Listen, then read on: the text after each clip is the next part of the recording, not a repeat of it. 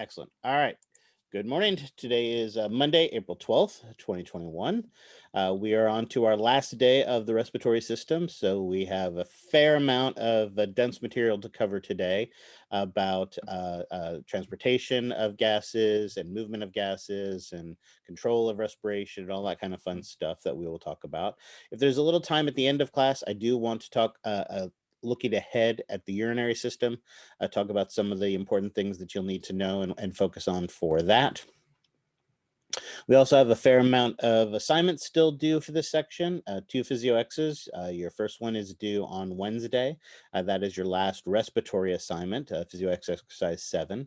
Then you have 2 unit reviews and 2 physiology simulators with the Labster and the Physio X, all leading up till Monday the 26th, which is our next lab and lecture exam, or our second to last lab and lecture exam. That sounds more fun when you say it that way. All righty, questions on any of that? All right, excellent. Let's dive in where we left off. We left off last time and we had completed everything we needed to talk about for ventilation and movement of air that way. And we left off last time emphasizing, as we have many times, this difference between internal and external gas exchange. And again, internal gas exchange is between which structures? The capillaries and the tissues. Which capillaries? Pulmonary. Systemic capillaries. Yeah, tissues and systemic capillaries. And again, that is something we want to make sure we distinguish, because when we talk about external gas exchange, the structures there are what kind of capillaries? Pulmonary capillary. There you go. And what other structure? Alveoli. There you go.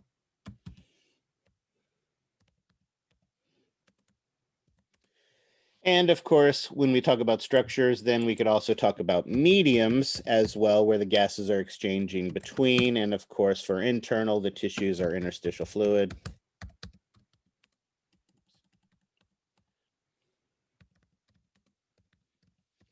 And the blood. And of course, for our external gas exchange, those mediums are then, of course, going to be the air and the blood. So again, we've been talking about that. And again, we also talked about the directions that it moved. And we did this last time. So again, in this case would be external gas exchange. It is between the alveoli and the pulmonary capillaries. Typically, oxygen enters into the blood, CO2 exits the blood. And the opposite is true with internal gas exchange. In internal gas exchange, pretty much CO2 enters the blood and oxygen leaves the blood. And again, the movement of these gases into and out of the blood is primarily due to those concentration gradients that we talked about. So we are going to need to talk a little bit about these concentration gradients, these pressure gradients, because again, remember, when we talk about gases, it is a concentration gradient, but really it is a pressure gradient, right? Gases dissolved in a liquid exert a pressure.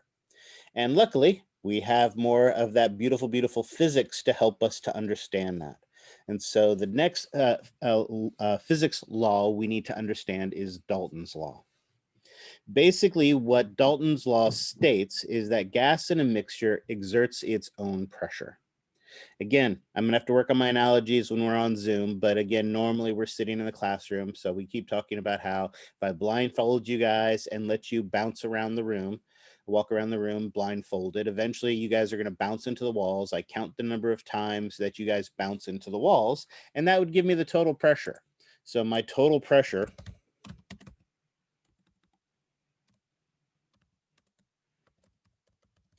would be the total number of students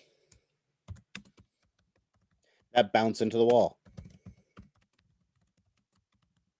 right?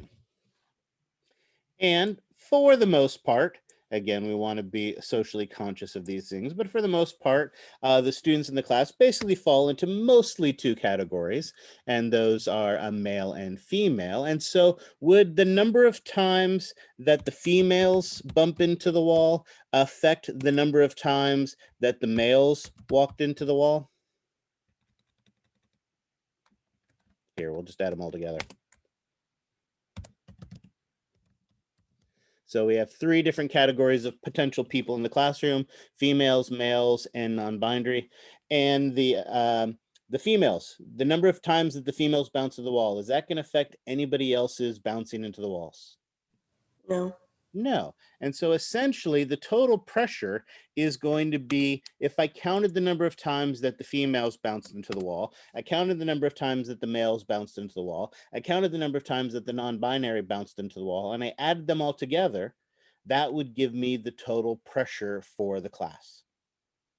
Because the movement of one doesn't affect the movement of other. The pressure of one doesn't affect the pressure of other. And that's essentially what Dalton's law is. Dalton's law is that gases in a mixture exert their own pressure. So when we talk about atmospheric pressure is really the total of all of the major gases, each working independently. And what are the gases that are surrounding us right here? What are the primary gases that are surrounding us right here? Nitrogen, oxygen, trace gases. All right, nitrogen, oxygen, what else? CO2. Argon. Well, okay, yeah, argon and things like that. But the big four, nitrogen, oxygen, I think I heard someone say carbon dioxide. Is that what I? CO2 and H2O. Yes. There you go. And water vapor. Those are the big four. Yes, there are all sorts of other minute ones that are present as well, but these are the big four. So when we calculate that atmospheric pressure, basically it is composed of these four gases. About 21% of our air is oxygen, about 79% is nitrogen, about 0.5% is water, and about 0.04% is carbon dioxide. Now, since we know the totals of all of these and we can work our way back, atmospheric pressure we know is made up of nitrogen, oxygen, carbon dioxide, and water pressures combined together. But what else do we know about atmospheric pressure? It's about 760. Yeah, at millimeters of mercury at sea level. So using some handy dandy math then, could we determine what the partial pressures of each individual gases are? Yep. Absolutely. If we're using the figures above. Exactly. So for instance, what would the partial pressure of oxygen be? How would we calculate that? 21% of 760. Yeah, so 760. So it'd be 159.6 torr. There you go. 0.21. So what was it? Rounded up to 160 millimeters of mercury. Yeah, about 160 millimeters of mercury. Excellent. What would the partial pressure of nitrogen be?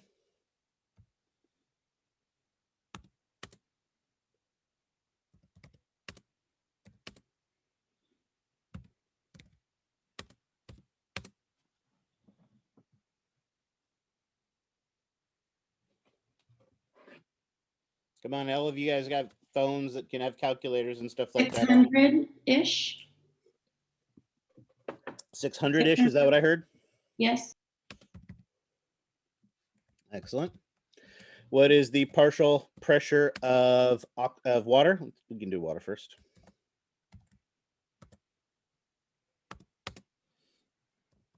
$38.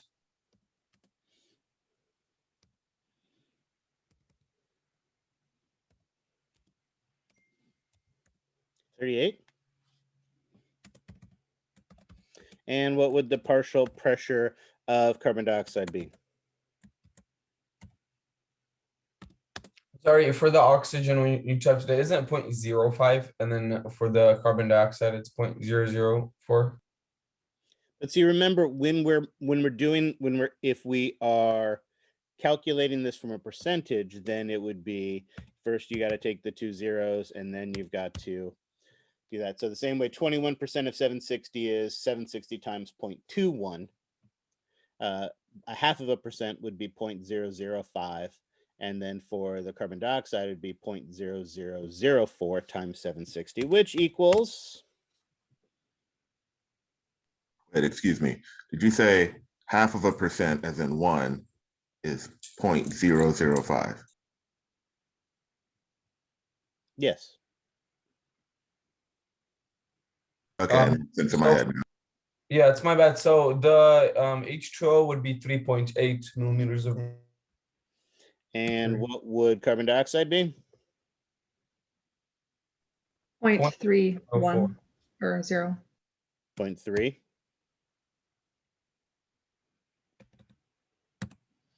That sound right? 3.4, something like that? Yeah, that's right. 304. 304. Okay. Oops. Excellent. So in this way, we are able to calculate these individual pressures, which if you add up equals about 760, right? So that's about what we want it to be. So there you go. So we've done the math on that. We can move that and then putting in all the pretty words. We did all of that. Excellent. And as we talked about at atmospheric pressure, it's about, I mean, at sea level, it's about 160 millimeters of mercury. But remember also, as we talked about, when you go up in elevation, the partial pressure of, the pressure of atmosphere changes. So notice if, for instance, when you're on that airplane flying to New York for the weekend, right? Most airplanes don't have roll down windows. Right? Because when you're flying around at 10,000 feet, the partial pressure of oxygen is only about 110 millimeters of mercury. And if you're going to climb to the top of Mount Everest, right, at that point, you definitely want to make sure you take oxygen with you because the partial pressure of oxygen at the top of Mount Everest is about 18 millimeters of mercury, which is not enough to get what you need into your lungs. All right. Questions on this?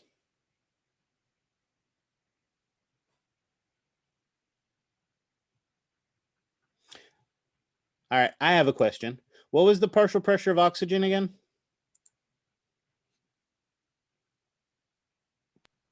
It's like 159. Yeah, 159. We can round it up to 160. That's fine. What was the partial pressure of nitrogen again? 600. Around 600, right? It's around 600.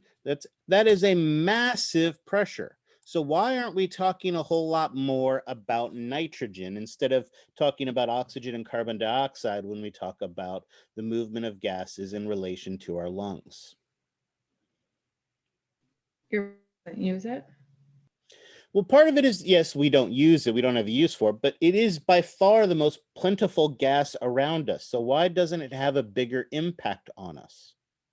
Doesn't it just get dissolved in the blood plasma? Well, we don't necessarily want to dissolve it in the blood plasma, and that's actually part of the problem, where we don't want it dissolved in the plasma of the blood. And the good news is it really doesn't like to enter the blood. And the reason for that is our third and final physics law, Henry's law. Henry's law basically states that there are two properties that determine how much of a gas we can get into solution, right? So we have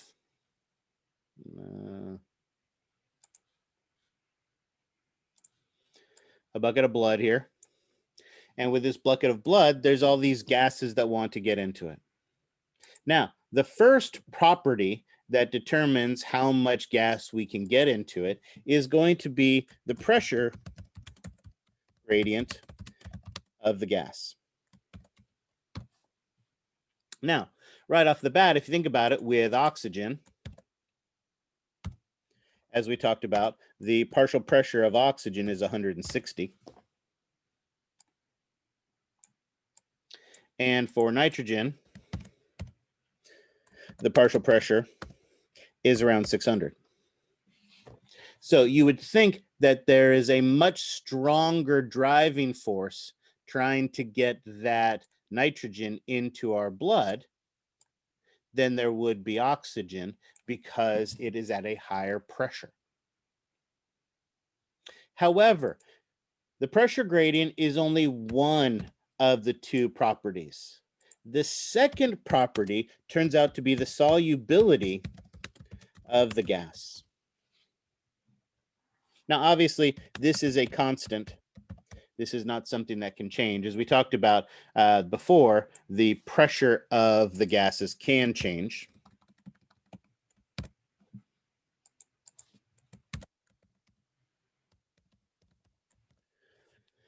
As we talked about, if you go up to Mount Everest, the partial pressures of all of these are going to change, but the solubility of a gas is constant.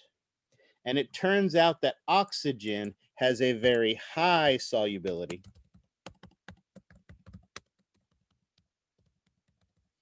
whereas nitrogen, as it turns out, has an incredibly low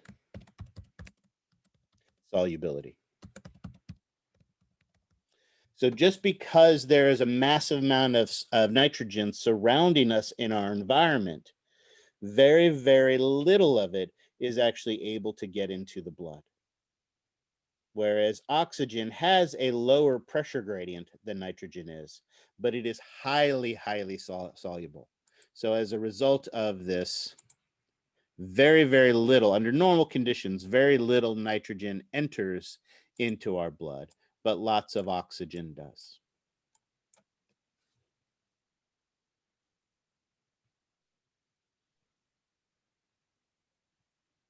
Now, go ahead. Does temperature impact solubility or pressure?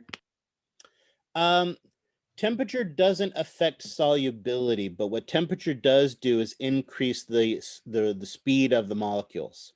So it would increase the rate of diffusion, but it wouldn't affect how much you were able to get into solution. It would just get into solution faster. It's one of the reasons we warm the blood we warm the air with our blood as we bring it in, is so those molecules will move faster, but it doesn't affect how soluble it is. Right? Now, again, Henry's law is something you may not have ever heard of before. It may not be something that you're familiar with, but it absolutely positively is something that you are aware of, because pretty much every single person in this class has drinking a soda pop before, right? And when you have that soda pop, and let's say it's a Coke or something along those lines in a plastic bottle, because that's convenient. We have that plastic bottle that we can see into. And when you look into it, you just see that clear, solid fluid inside. But what happens when you pop the top of that soda can or that bottle? Air rushes out. True, air rushes out, but what else happens is your liquid continue to, yeah, exactly. Your liquid starts to get all these bubbles in it, right? Why? Pressure. What's happened with that can is when they were first making that can and putting the soda in there, basically what they did, oops, no, not what I wanted, is they put a large amount of carbon dioxide in here. And what they did is they pressurized it. They put it at a high pressure. And when they put that high pressure in, that forced the carbon dioxide into solution. By increasing the pressure, we were able to get a higher pressure gradient.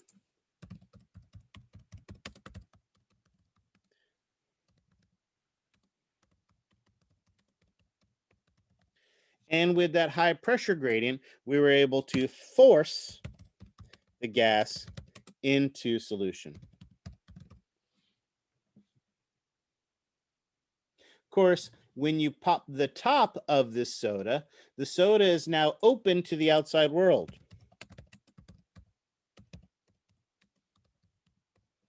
And when we open it to the outside world, what did we say the partial pressure of CO2 was?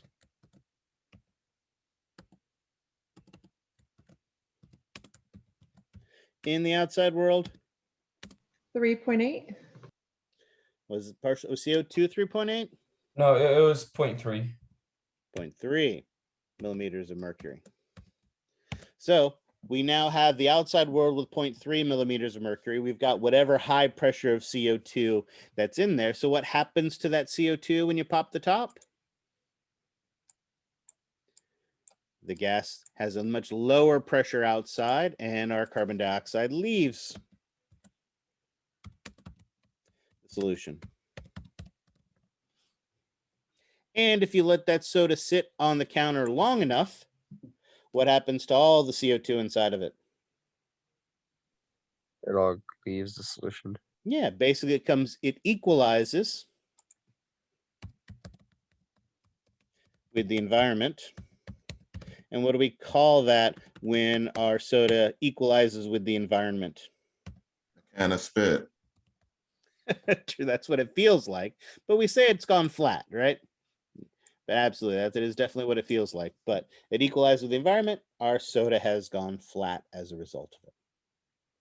So again, while you may not be familiar with Henry's law, we've all taken advantage of it, whether it's with our champagne or our soda or whatever else, that carbonated beverage that you partake in.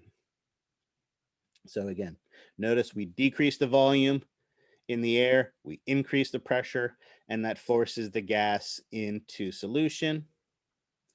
Right, and that is that unopened soda can. But once we pop the top, then it is going to equalize with our environment. The bubbles come out at first, and then eventually it goes flat. We take advantage of this Henry's law in more ways than just our understanding of how to make carbonated beverages. All right. As we talked about, nitrogen, it is not very soluble. However, how many people here have scuba dived before? With a pressurized tank, anyone?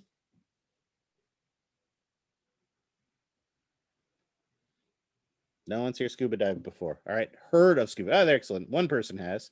Excellent. Glad that you were able to make it back in, Allison. Excellent. One of the concerns with what they do when you scuba dive is they take this gas here in the outside world and they put it in a tank and they strap that tank to your back. And then you go swimming underwater. When you are underwater, the pressure increases dramatically. So as a result of that, that increased pressure starts to force that nitrogen into the solution of the blood. And as a result of that, you can start to get actually a nitrogen high. You get this euphoric feeling, almost like you are inebriated or drunk as a result of that nitrogen gas being forced into your blood. So when you are scuba diving for a long period of time, it is something that you have to watch out for as a result of that. Of course, the opposite is true as well. As you gradually come back up and the pressure goes away, those nitrogen bubbles will come out of solution in your blood, typically in your lungs, where it can be released. However, if you elevate in the water too quickly, the pressure drops so dramatically that the nitrogen comes out of solution when it's still in your blood vessels. Right? And it causes tremendous pain and difficulty. And what do we call that condition? The bends. Yeah, the common term for that is absolutely the bends, or what is also commonly referred to as decompression sickness. Right, the bends because you bend over in pain when it occurs as a result of that. And if someone's having decompression sickness, how do they help them?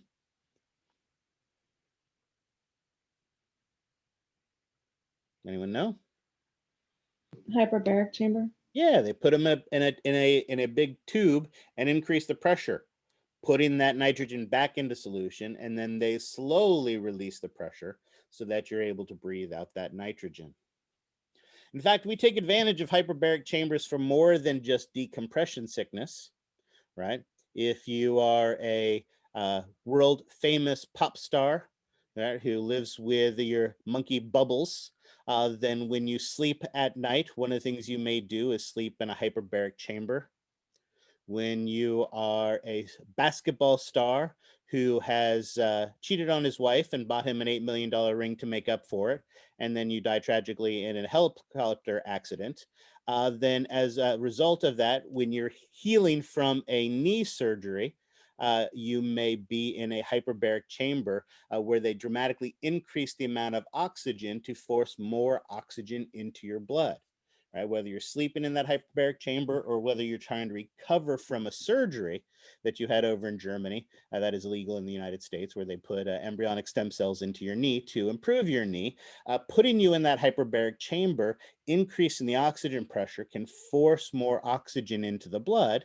The more oxygen that's in the blood, the more oxygen available for your cells, the faster healing can take place as a result of that. So we take advantage of that hyperbaric chamber. Also is used, obviously. Well, in fairness, Kobe's thing was well before he passed away.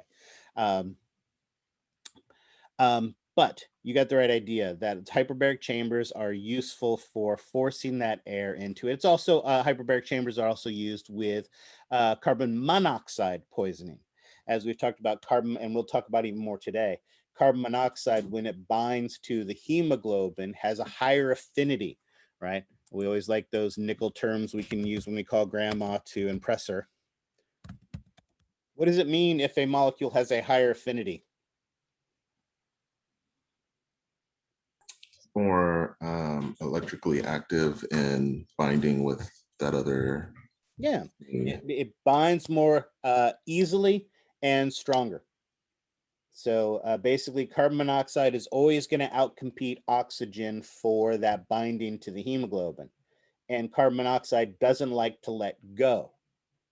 Right. So what can we do? We can put somebody in a hyperbaric chamber, increase the amount of oxygen, and by increasing that pressure of oxygen, we can basically force the carbon monoxide off of the hemoglobin and allow that person to recover from carbon monoxide poisoning as a result of that. So a lot of positive uses for things along those lines. All right. So again, that greatness in the partial pressure, the difference in the partial pressure, which is something we absolutely positively can control. Right. But remember also with Henry's law, it's that solubility, which doesn't change. All right. So when we're dealing with gas exchange, and with gas exchange, both, this is true for both internal and external, we have to maximize the efficiency, because remember, this is a passive process. No ATP is used in this process. So we need to maximize the differences in our partial pressures. We have to have the thinnest respiratory membranes possible so that the shortest distance that these gases have to travel. And we want a huge surface area. And we see that internally with those big capillary beds in our tissues. We see that externally with that big, huge capillary bed of those pulmonary capillaries. So we want that huge surface area, those millions of alveoli, tiny membranes, right? And partial pressures. We have talked and understand this. We have talked and understand this. So now what we need to do is we need to talk about the partial pressures that allow both internal and external gas exchange to take place. All right, let's do this here.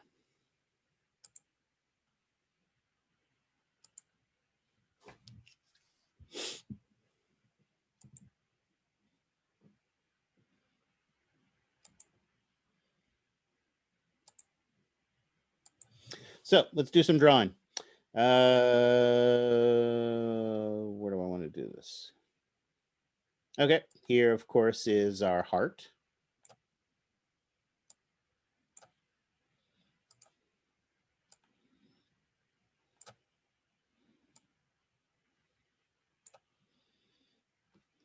Over here, we'll have an alveolar duct and an alveolus. Hold on.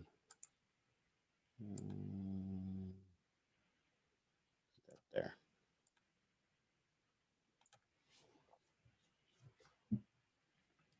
And so, of course, that also means we need a pulmonary capillary.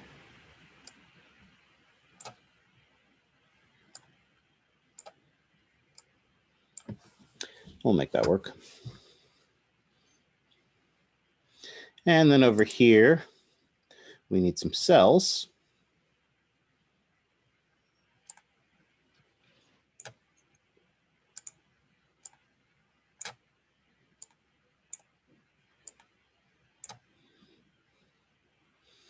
And we need a systemic capillary.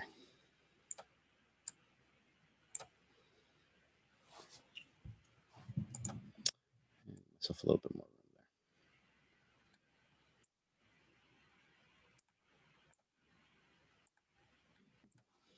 there. All righty. Let's start easy.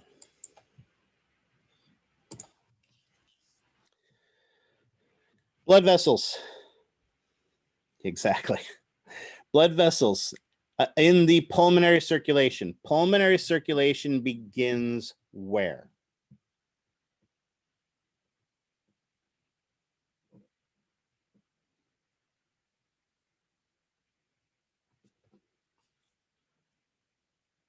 Pulmonary circulation. Where does our pulmonary circulation begin? The right side of the heart. Yeah, so excellent. From the right ventricle, what blood vessel, what great vessel receives the blood from the right ventricle? Pulmonary trunk.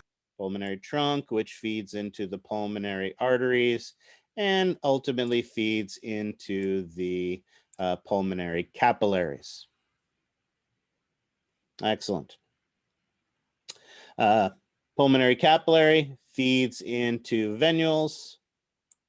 Those venules feed into the pulmonary veins, and those pulmonary veins feed blood where?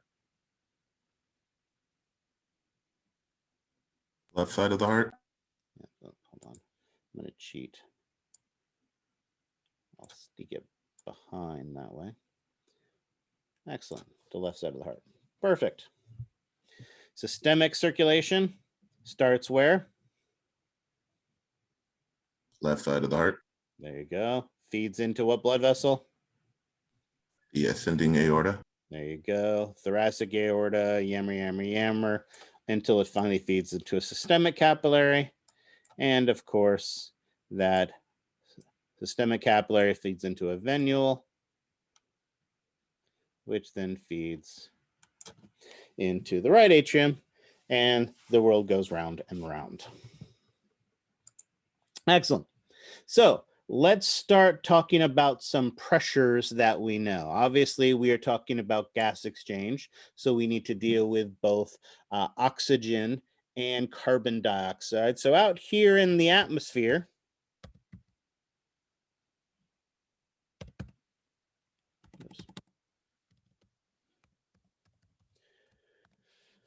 I'm going to need this to be smaller. Out here in the atmosphere, what is the partial pressure of oxygen?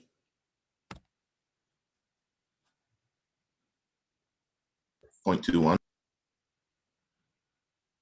What was the partial pressure? Oh, in Tor, 760. Or 160. Yeah, 760 millimeters of mercury. And what was the partial pressure of CO2? 0.3.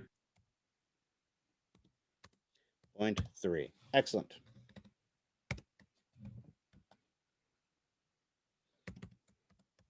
Perfect. All right. We have a good starting point. Yes? Excellent. So let's go to the next easy step. these are the partial pressures of the air that surrounds us. So of course, here in our alveolus, we of course are going to have a partial pressure of oxygen, and we are going to have a partial pressure of CO2. And of course, what are these partial pressures going to be? The same as the atmosphere. Because that's what we do. We take the air here in our atmosphere and we just move it straight into the lungs, correct? And the lungs were empty before we added it in? No, right? Remember, when you're taking your normal resting tidal breath, how much air is being moved into your lungs? 70% of it. Well, okay, of the tidal volume makes it to the alveoli, you're correct. But again, what did we say the average tidal breath entirely was? Yeah, there we go, 500 milliliters, excellent, 500 milliliters. Were our lungs empty before we put those 500 milliliters in there? No, you have a capacity still in your lungs. And what was that capacity? 6 Residual liters. volume. Say again? I don't need the number. Just tell me what we called it. What would we call the capacity? The residual volume. Functional, right? We have the functional residual volume, right? So that is that, again, it's the reserve volume and our expiratory reserve volume, right? We have those two volumes. There's still a lot of air in there. And remember, as we talked about, that functional residual volume is able to participate in gas exchange. So gas exchange is taking place. And again, if you remember, that volume was about 2.5 liters almost. So we're adding 0.5 liter to 2.5 liters that are already there. So not surprisingly, the gas has changed. And by the time we get here, the partial pressure of oxygen as it's mixed with the functional residual that's already there is going to be, whoops, no, I wanted, is going to be about 104 millimeters of mercury. And our partial pressure of CO2 is going to be about 40 millimeters of mercury. So notice the values of the partial pressures of oxygen and CO2 are different because we are mixing the tidal breath, the tidal volume, with our functional residual capacity. So because we're mixing those together, we have these values. So they're not what we expect them to be when they are coming in, because it mixes with the gas that's there. You guys are right. If we were able to completely empty the lungs and then bring in air from the outside, then it would be the same pressures as in the atmosphere. But instead, it's mixing with the gas that we have. All right, does that make sense? So again, think of it this way.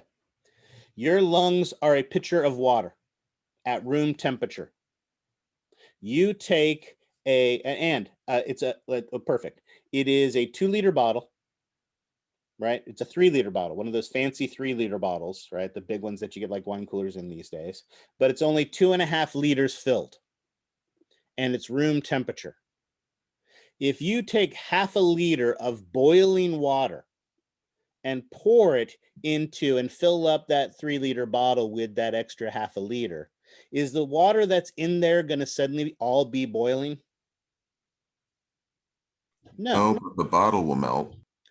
No, the bottle's not going to melt because you're going to be pouring the boiling water in with the room temperature water that's in there. The temperature will go up in the water as a whole, but it's not going to be enough to cause it to melt.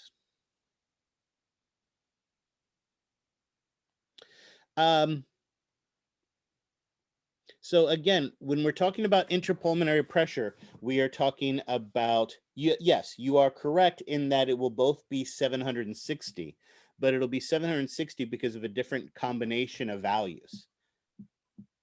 All right, so it doesn't matter what the pressure is, they would still be equal. If again, this wouldn't happen, but if you had 760 partial pressure of nitrogen of 760 in the lungs and 760 outside, air wouldn't move in and out because the pressures would be the same. What we're talking about is just you're taking, it's like temperature is the best way to describe that. If I have a big bowl of water and I pour boiling water into it, all the water isn't suddenly boiling. The temperature will go up, the temperature will change, but it's not going to equal the small amount that we're putting in. And that's what's happening here. We're adding a small amount of air to some air that is already there. And when it all mixes together, these are the values that are in the alveoli when gas exchange is going to take place. Quick question. Yes. So, in terms of these these figures here, 104 millimeters of mercury and 40, is this like a standard average of what's in an adult human? Like where did these numbers come from? And are they like standard numbers for people? These numbers are fairly standard, yes. Again, it is going to vary slightly because people are going to have different size lungs, so different capacities, and their tidal breath is going to vary from person to person.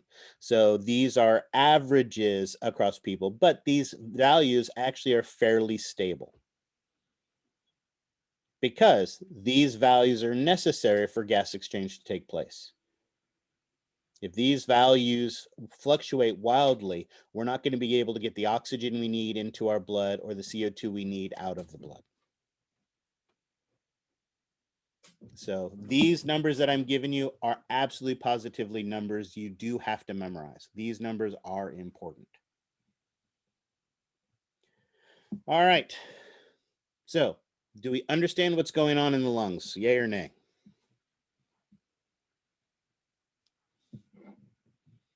All right, then what we need to do is we need to understand what's happening inside of the heart. What is the condition of the blood on the right side of the heart? Oxygen poor. Right, excellent. We've called this oxygen poor before. All right, and so let's see exactly what that means. Here in the in the right ventricle, as the blood is being transported to the lungs, the partial pressure of oxygen is equal to about 40 millimeters of mercury.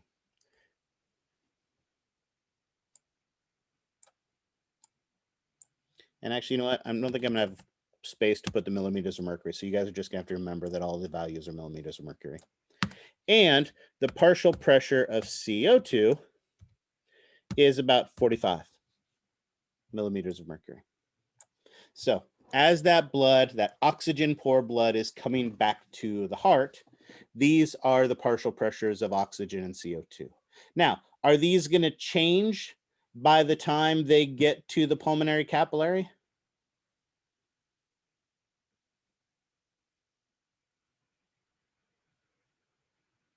What do you think? Is there any gas exchange that takes place in the blood vessels as it travels through the pulmonary trunk, through the pulmonary arteries, through the pulmonary arterioles to the pulmonary capillaries? No, of course not, right? It's kind of a silly question, but again, one I asked. So notice our partial pressure of oxygen. So let's do this. Let's do it this way.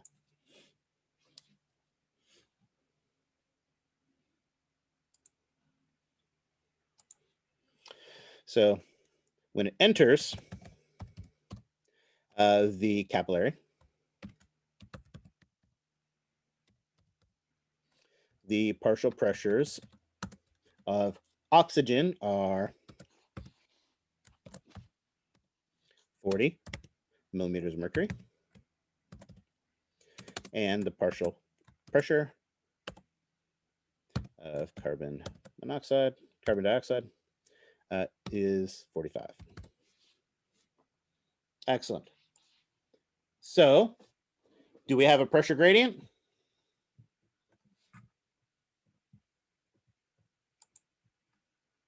What do you guys think? Is there a pressure gradient for oxygen? Yes. Yes. So which way is oxygen going to move? From the alveoli into the capillary. Right. From the high pressure to the low pressure. So oxygen moves from a high pressure. What way is carbon dioxide going to move?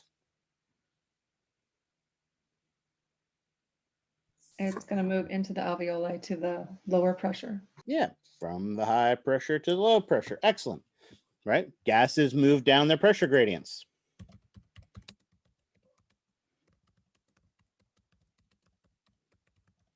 Right? And as we know, things move down their pressure gradients until what happens? They're equal. Till they reach equilibrium.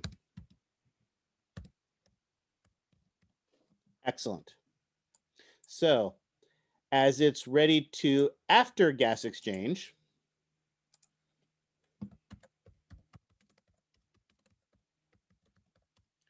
what are the partial pressures of oxygen and CO2 going to be?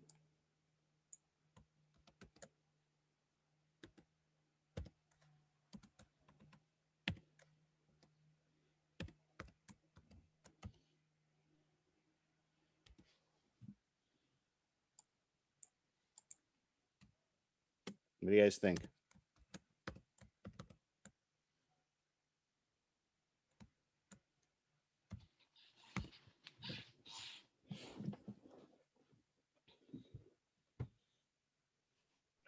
Do we intake all the 160 millimeters of mercury of oxygen in?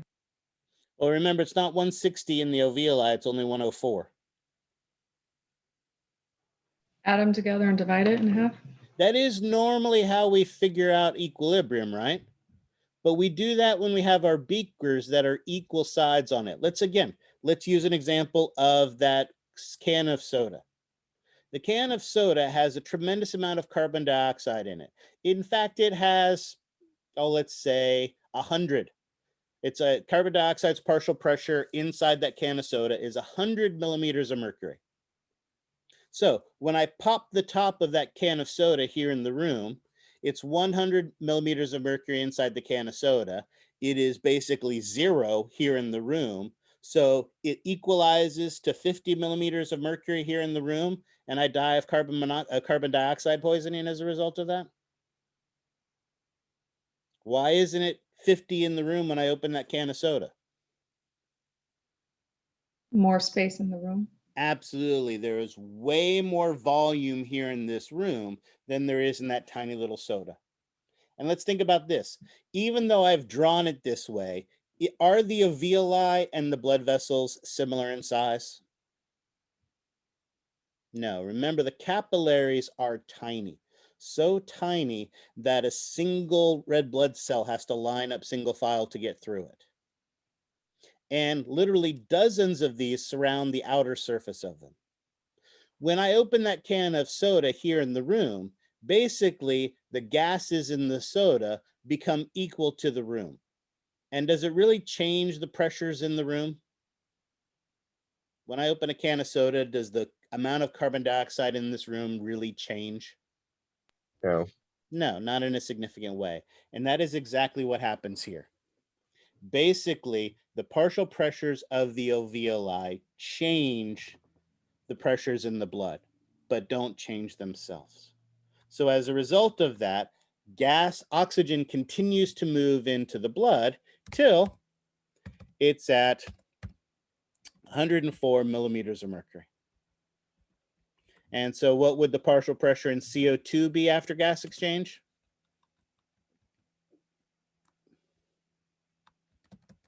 $40. There you go.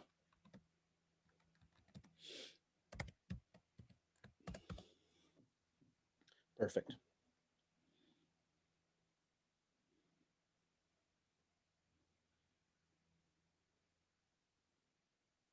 Because the blood vessels are so small, basically the partial pressures of oxygen in the alveoli change the partial pressures in the blood to equalize to what they are.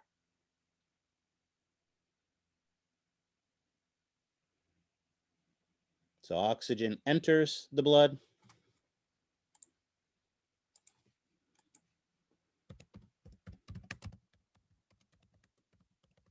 And CO2 leaves the blood to equalize with the alveolus.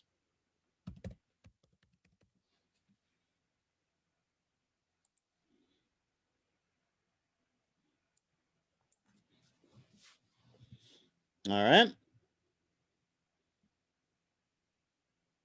Questions on that? Again, this isn't making sense now. It's just going to get worse as we move forward.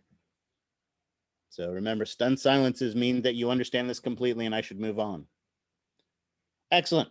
All right. So the blood is finished gas exchange. Now the partial pressure of oxygen is 104. Now the partial pressure of CO2 is 40.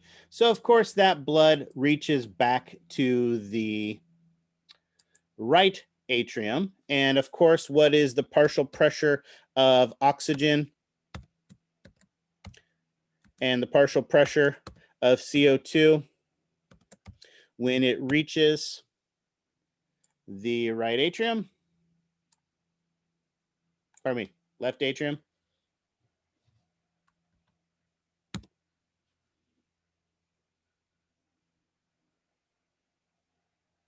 Not a trick question. What do you think they are? 104 and then 40. Exactly.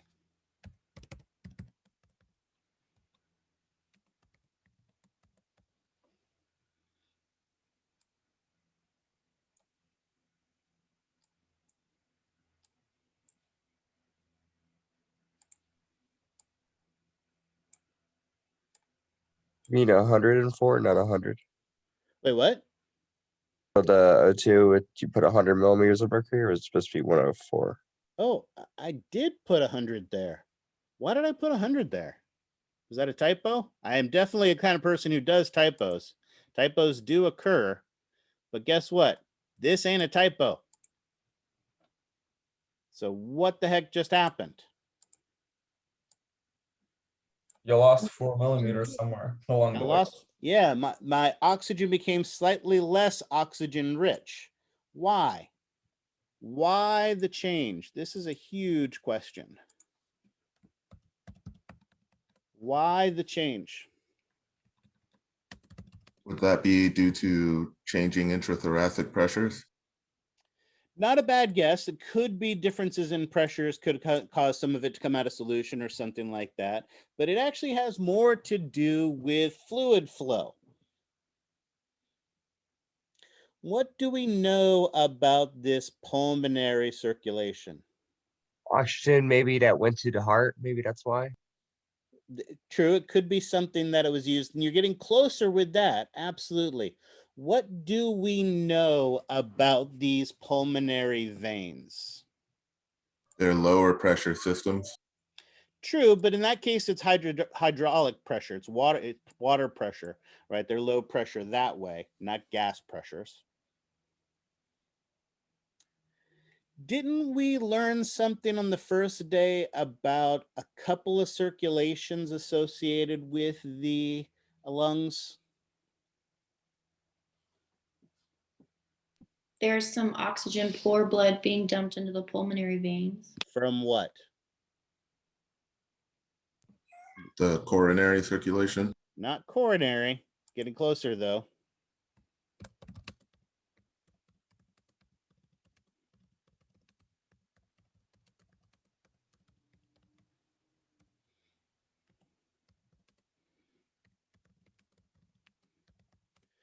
What was the other blood vessels that brought oxygen-rich blood to the lungs, to the connective tissue, to the cartilage, to all of those things that then deposited it into the pulmonary veins? The Bronchial veins? Bronchial veins? There you go. All right, so remember, there's some oxygen poor blood that is dumped into the pulmonary veins from the bronchial veins. And the effect of that is that it slightly drops the partial pressure of oxygen. Notice it doesn't significantly change the partial pressure of CO2, but the partial pressure of CO2 really didn't change a tremendous amount. But it is enough to cause a small decrease in the partial pressure of oxygen because of that oxygen poor blood. Excellent.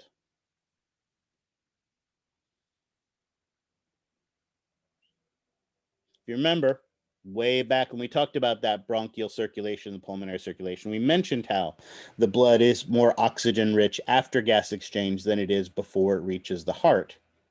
And that's because of that pesky bronchial veins feeding a little bit of oxygen poor blood into it. And I told you we'd actually put some values to it, and now we actually have. Now, of course, when this blood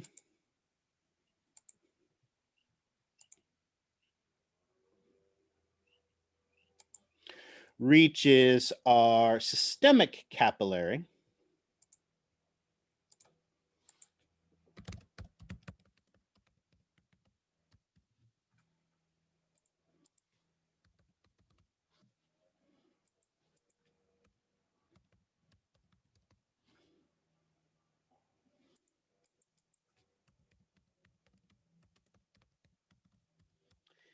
is our blood going to have changed again when it reaches our systemic capillary? A little bit, because I had to feed the coronary, right? No, but that's the blood different blood route. If the blood go into the coronary or wherever it is, wherever this systemic capillary is, it hasn't changed again. So when it's here for gas exchange, whether it's at the heart, whether it's at the the tip of my toes, the top of my head, or any place in between, the partial pressure is going to be 100 millimeters of mercury for the carbon for the oxygen, and the partial pressure. Oops. Of carbon dioxide is going to be 40 millimeters of mercury. Oops. Excellent. So yeah, so it's not going to change again. It's just those pesky bronchial veins drop it a little bit. Okay, and this is as it enters capillary. And then we get to our tissue. And let's say, for argument's sake, that this is tissue that is at rest. So like, for instance, the tissue in your legs right now, not doing a whole heck of a lot, but they have been doing some cellular respiration. So as they've been doing some cellular respiration, they have been using some oxygen to make ATP in their mitochondria. And as a result of that, they've been producing carbon dioxide as a waste product. And so here in our resting tissue, the partial pressure of oxygen, anybody hazard a guess what it might be?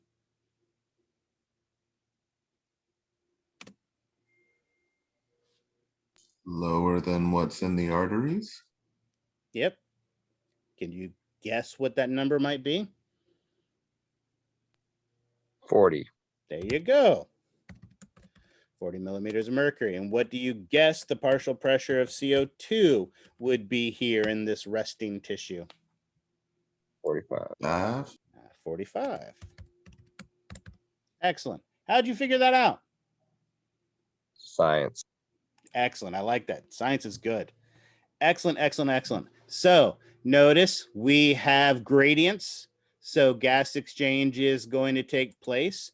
Which way does oxygen move?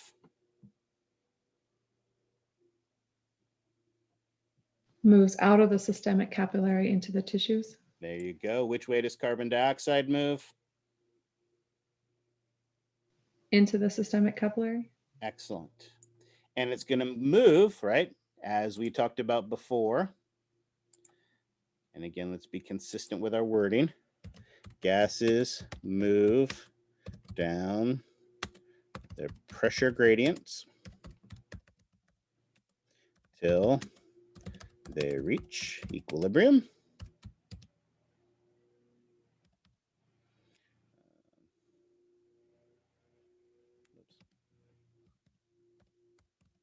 Excellent.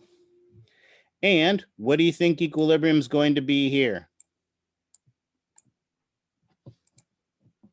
Do we again add the two together and divide them in half? No, what's bigger, the tissues of your body or the systemic capillaries?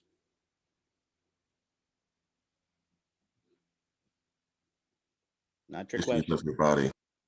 Yeah, the tissues of the body, absolutely. So as a result of this, just like we saw before, oxygen leaves the blood and CO2 enters the blood to equalize with the interstitial fluid.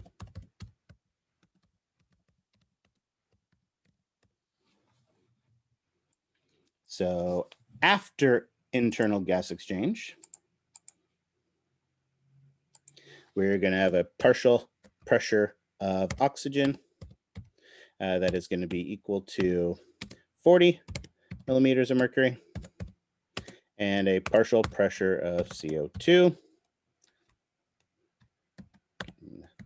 Save this picture for posterity, so try to keep it consistent. That's going to be 45 millimeters of mercury.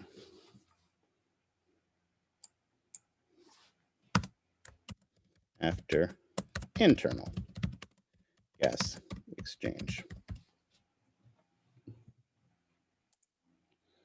And then notice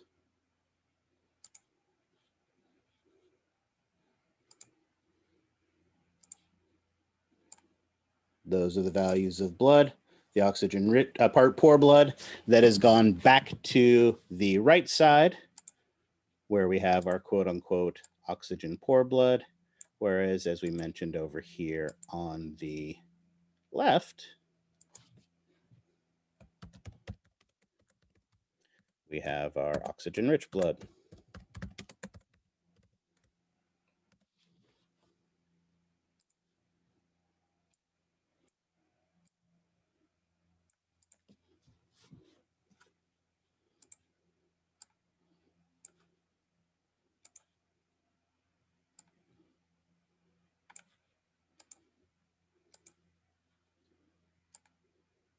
Oops, that was not what I picked. I picked black.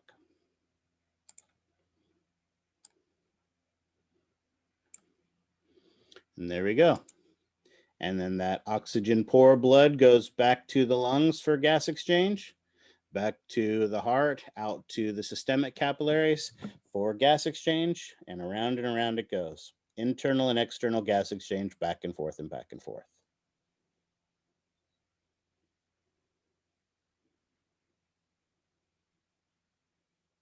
And notice one more thing. This was tissue that was at rest. What is going to happen, and let's draw this down here, use one last color that we haven't used, we'll use bright green. What if the tissue is active? The tissue is active. What do you think the partial pressure of oxygen would be? Even lower. Yeah, it was going to be lower. Excellent. And if it is lower, when we get to that systemic capillary, what's going to happen? Oxygen will diffuse more readily. Yeah, we're going to get more oxygen to the tissue, right? It's going to diffuse more rapidly. And if we're more active, what do you think happens to CO2 levels? Increase. Yeah. The partial pressure of CO2 increases. And so again, we're going to give off more carbon dioxide. So that's the beauty of this system. By using these pressure gradients, when a tissue is less active, it's going to get less oxygen. When it's more active, it's going to get more oxygen. Okay.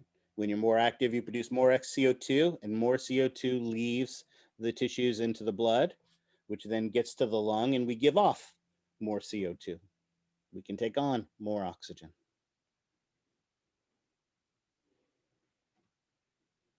So notice, by taking advantage of these pressure gradients, no ATP is used for this gas exchange.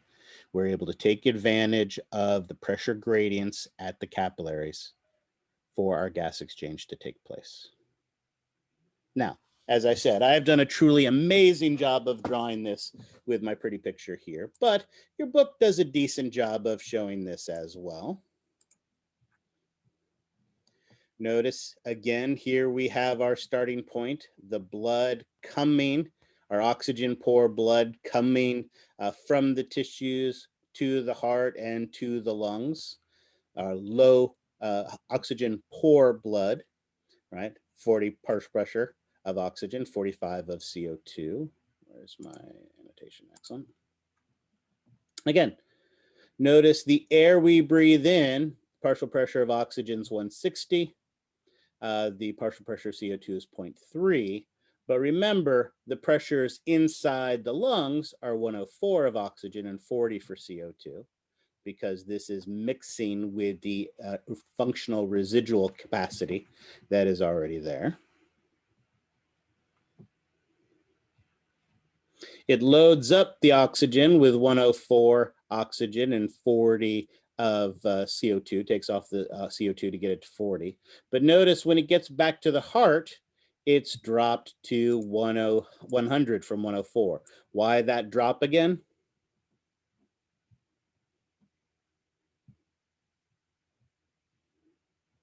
Why did it drop from 104 to 100 just from leaving the capillary and going to the heart? Bronchial vein. Bronchial veins. Yeah, bronchial veins feed into it. Excellent. This oxygen-rich blood goes to the tissues, where the oxygen is going to be 40 or less, where the CO2 is going to be 45 or more, depending on how active the tissue is. Gas exchange takes place again, and then the process continues. Again, as I mentioned, these pressures you need to know, these numbers. All right, let's, before I forget, go back to my drawing and save it, and I can post this on the website, so you'll have that as well. These numbers matter. These are ones we have to know. All right. Questions on that? There's one more important thing I want to do before the break real quickly, and that's talk about this right here. Notice this is what is going on inside of our pulmonary capillary. Notice, as we talked about, we're just focusing on oxygen right here, but we know that it enters into the pulmonary capillary with a partial pressure of 40. It leaves the pulmonary capillary at a partial pressure of 104. And notice it's in that pulmonary capillary for less than a second, right? 3/4 of a second is how long it's in there for. But notice something else. This is not a gradual increase in oxygen in the blood. Notice, whoops, wrong button. Notice how rapidly it reaches that total. In fact, it reaches that total in the first third of the time that it is in the lungs.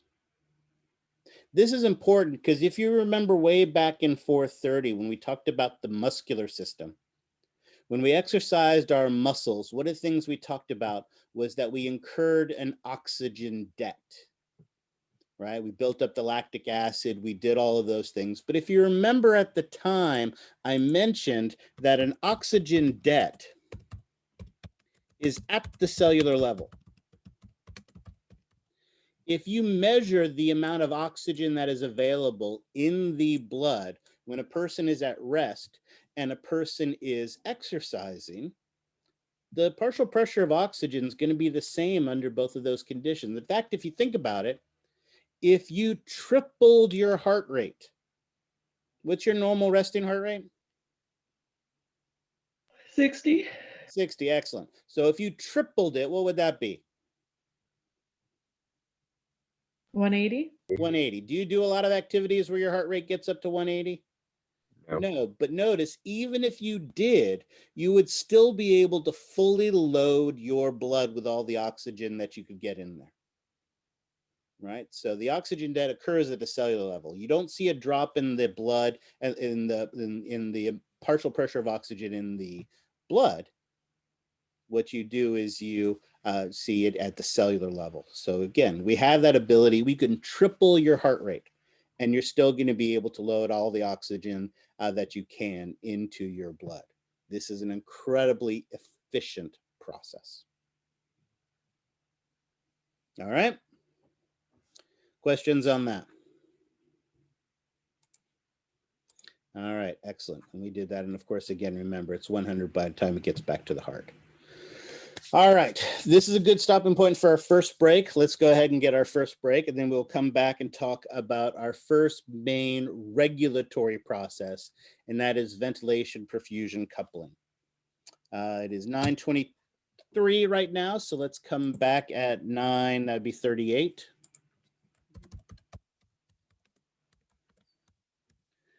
I will be caffeinated. So I encourage you to get caffeinated as well. All right, I will, because when I come back, I may start talking fast. All right, I'll see you guys in 15 minutes. So, any questions before we get started?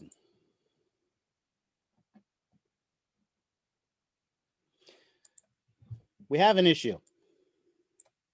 That issue, as we talked about, and again, I don't remember the number, whatever it was, 300 million alveoli or whatever it is. And we just finished talking about how important these pressure gradients are for gas exchange, right? Because we have gas exchange, we can't forget the fact that gas exchange is, and again, let's focus on external, but both of them, so I'll just say it here, is passive. And so with external gas exchange, we have something like 300 million alveoli.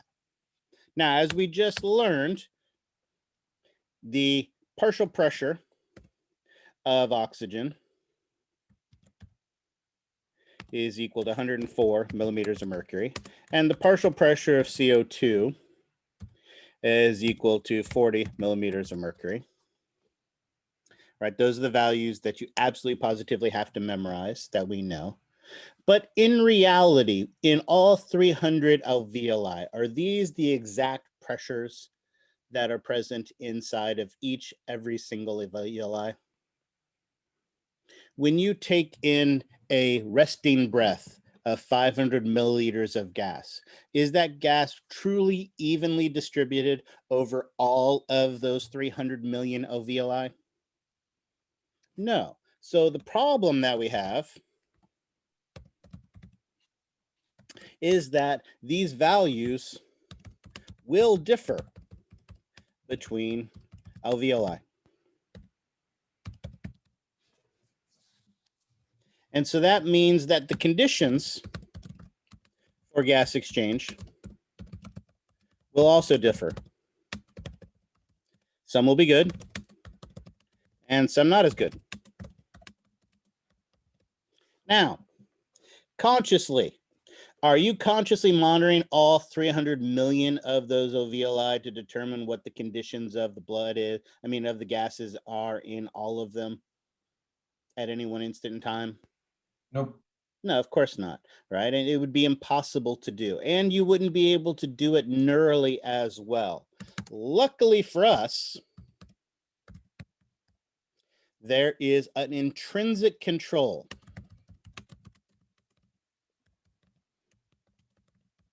that is going to help us to maximize the efficiency of this gas exchange. But to be able to do that, we have to be able to monitor the partial pressures of each individual alveolus.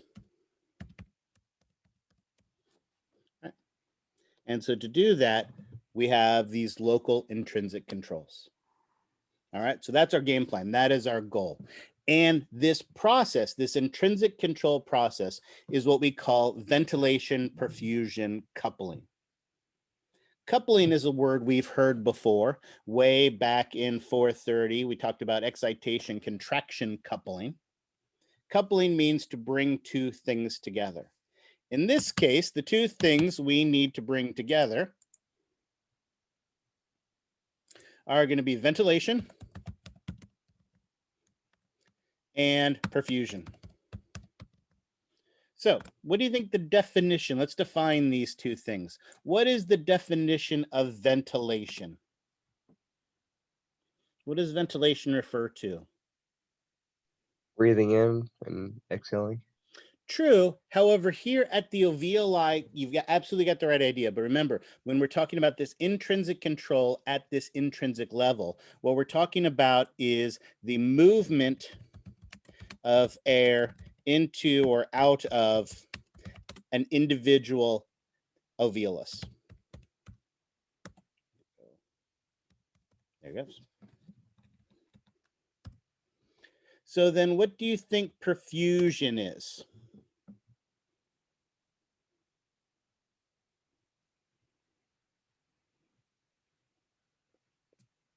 It's blood flow. Yeah.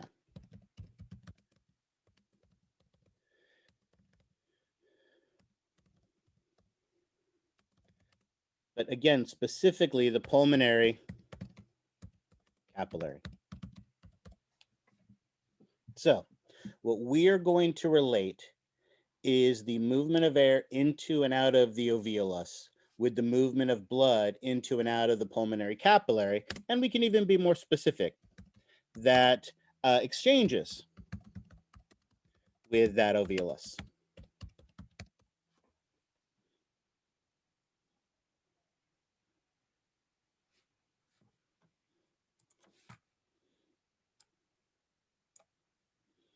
All right, with me so far? All right, now, as it turns out, for this ventilation perfusion coupling, there are two important rules.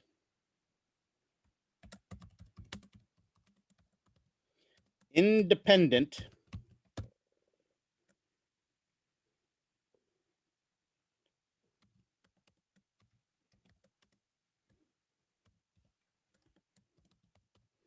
There are two independent rules.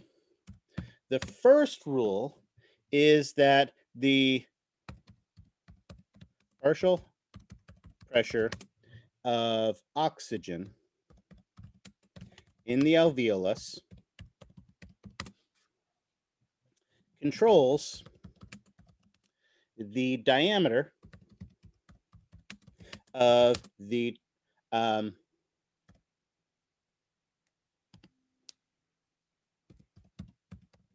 pulmonary arteriole.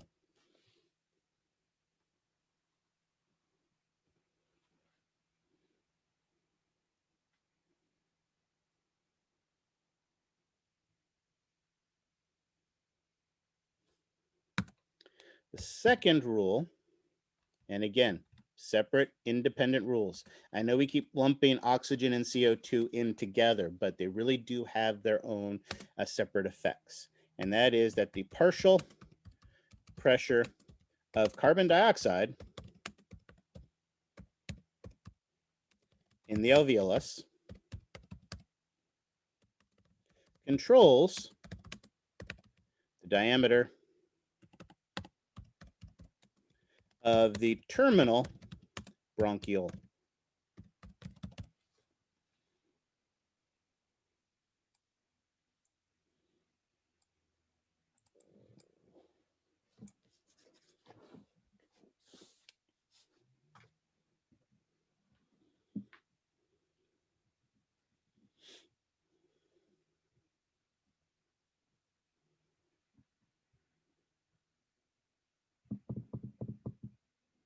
All right, we got the rules? All right, excellent. Let's see them in action. Pretty sure I saved this, but I'll save it again just in case. And then we can do some more drawing.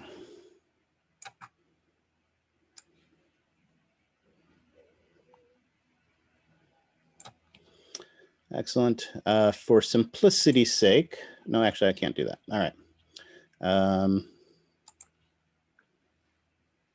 You can do it this way.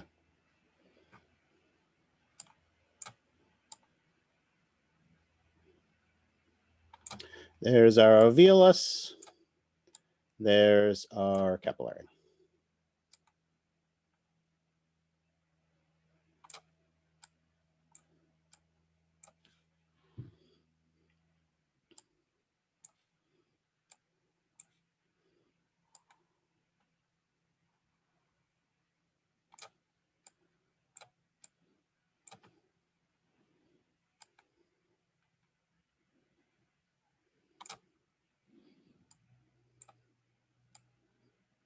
Excellent. All right.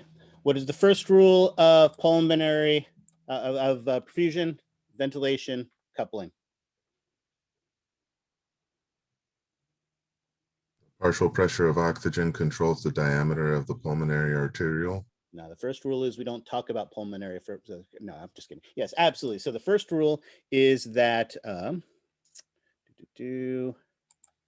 so the partial pressure of oxygen in the alveolus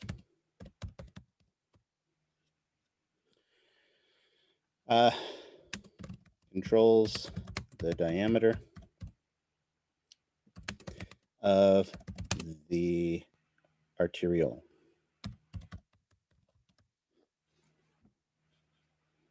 Exactly. So let's think of an example. Let's say, for instance, that the partial pressure of oxygen here inside of this particular alveolus is high. Would this be conducive for gas exchange?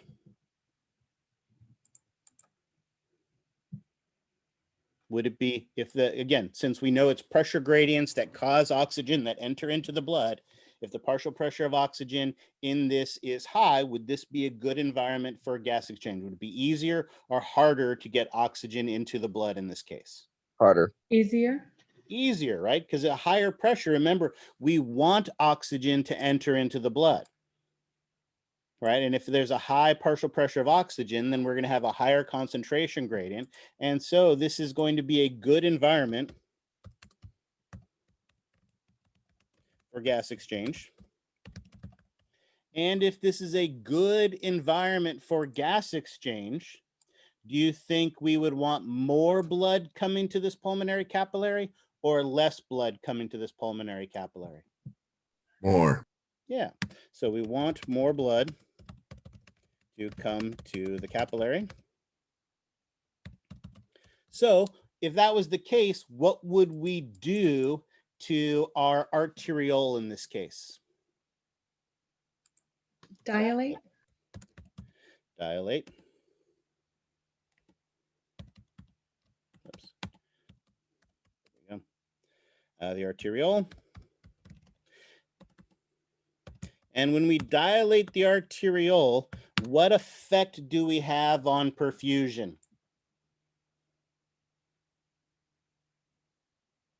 Increase. Yeah, dilating the arteriole is going to increase, whoops.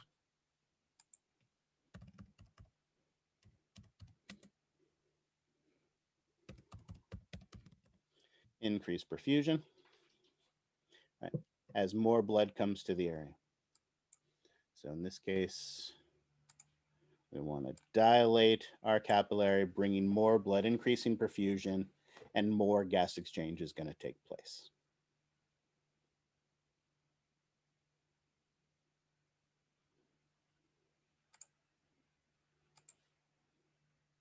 And let's consider the opposite condition.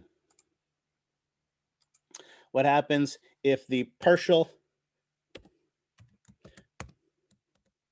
of oxygen is low in an alveolus? Is this necessarily going to be a good environment for gas exchange? No. No, so this is going to be a bad environment.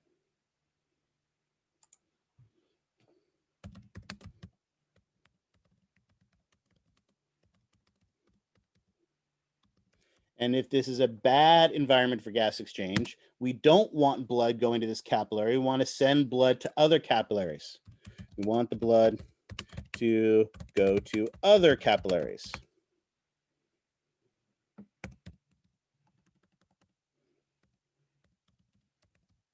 And if we want blood to go to other capillaries, how are we going to do that? Vasoconstrict in some areas and vasodilate in others. Right. Well, again, we're just talking about this one relationship between this alveolus and its terminal arteriole. So at this particular one right here, you've got the right idea. This one here, we're going to constrict. Not all, oops, wow, that's way too big. We're not constricting all of our arterioles, just like as we weren't dilating them all before. Here, we're just going to constrict this one arteriole. And what effect will that have on perfusion? Decrease. There you go. This will decrease perfusion. So in this case, just this arteriole right here, whoops, we are going to constrict the arteriole, less blood flow into this one, less gas exchange takes place. So notice here at all 300 million of our alveoli and the capillaries associated with them, we can change the diameter of the blood vessels locally so that more blood is flowing to the areas that have a lot of oxygen and less blood is flowing to the areas, to the alveoli that have a low amount of oxygen.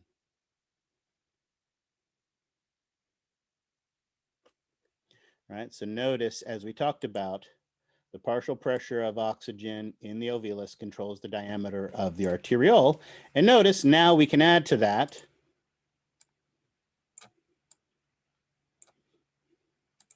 that this controls perfusion.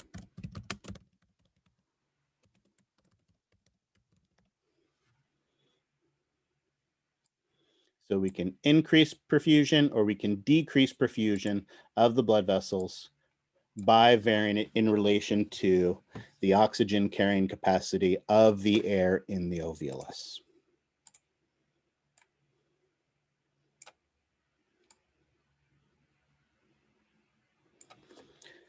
Questions on that?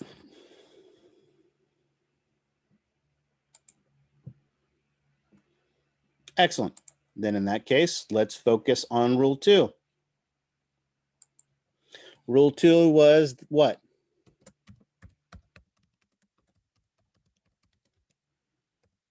Partial pressure of CO2 in the alveoli controls the bronchiole.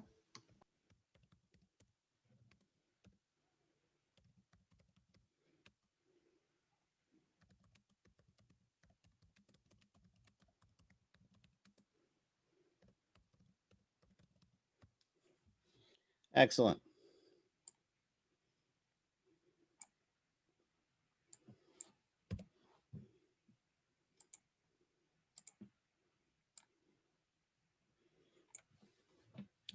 Excellent.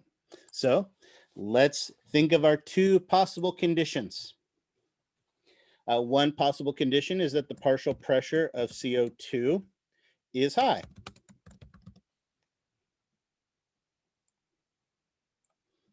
If the partial pressure of CO2 in our alveolus is high, is this necessarily good air that we want to use for gas exchange?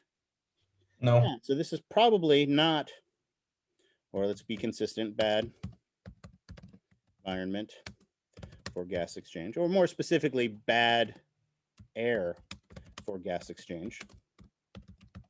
And if this is bad air for gas exchange, we want to get rid of this air.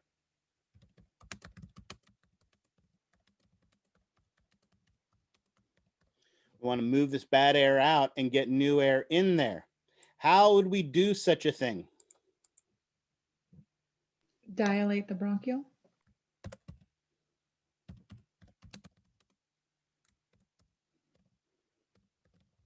And if we dilate the bronchiole, we going to get more air moving into and out of this alveolus, or have less air moving into and out of the alveolus?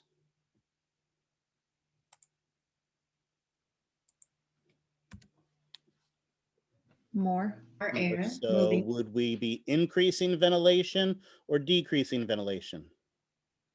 Increasing ventilation. Right? Get the bad air out, get good air in. Conversely, if the partial pressure of CO2 is low, then that means that this is probably good air for gas exchange.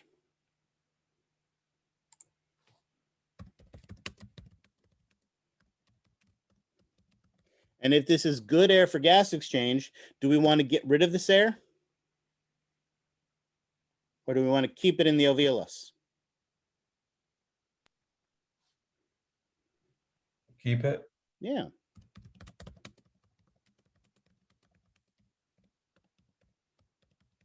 And if we want to keep it in the alveolus, how are we going to do that?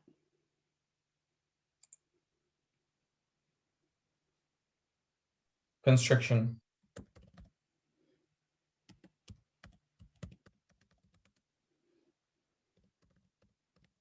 Constrict the bronchiole. And if we constrict the bronchiole, are we going to be increasing or decreasing ventilation?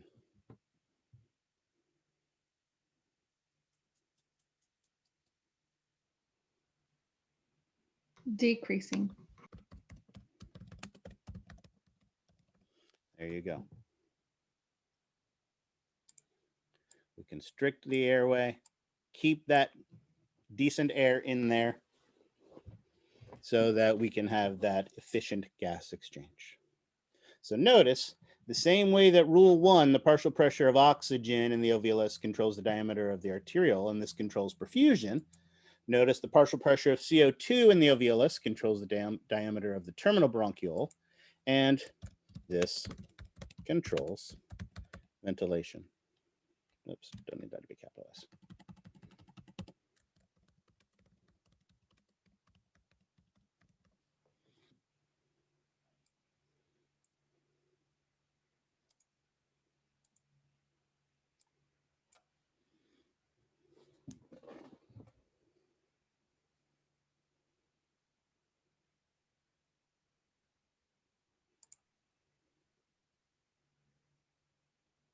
All right. Now, the last point I want to make about this is, yes, in ideal situations, when the oxygen level is high, the CO2 level will be low. Notice in that situation, we want to constrict the airways, keep the good air in there, dilate the blood vessels to bring that in here. So we've got a well-ventilated, a full alveolus with lots of air and good blood, a good oxygen, good blood. So come in here to get that. And vice versa. When oxygen's low, CO2 is likely high. And so that's when we want to constrict the blood vessels. Don't have blood coming here because it's not good blood. Open up that airway, get new blood in here so that we can do that. That is the ideal situation. But notice, as I talked about, these are two independent processes. The partial pressure of oxygen does not affect the partial pressure of CO2. So it is possible that oxygen could be high, but CO2 could be high as well, or oxygen could be low and CO2 could be low as well. While they typically go hand in hand, this is a constantly changing, constantly dynamic process. And the beauty of this is it can make instantaneous changes based on the environment at each individual local respiratory membrane. Again, this local intrinsic control is vital because this is a passive process. When we're not relying on ATP, we want to make sure it's as efficient as possible. So when the air is good, bring that blood to it. When the air is bad, send the blood someplace else. When the air is good, keep it in the alveolus for gas exchange. When the air is bad, get rid of it so we can get new air in there. so we can maximize the efficiency of our gas exchange. So while they tend to go hand in hand in most situations, they are independent controls. One doesn't affect the other. All right. Questions on this? We've done it here. Let's go back to the pretty pictures in your textbook and talk about it again. Again, we did our ventilations, our definitions. Ventilation is the amount of gas that reaches the alveolus. Perfusion is the blood flow reaching the pulmonary capillary. Tightly regulated, maximized efficiency, because again, can't emphasize this enough. This is a passive process. Does not use ATP, so we have to make it as efficient as possible. Okay, and we do that locally. Each individual alveolus and capillary have their own controls. It is an intrinsic autoregulatory process. And as we said, there are two rules. Partial pressure of oxygen changes the diameter of the terminal bronchioles. This, as we mentioned, affects perfusion.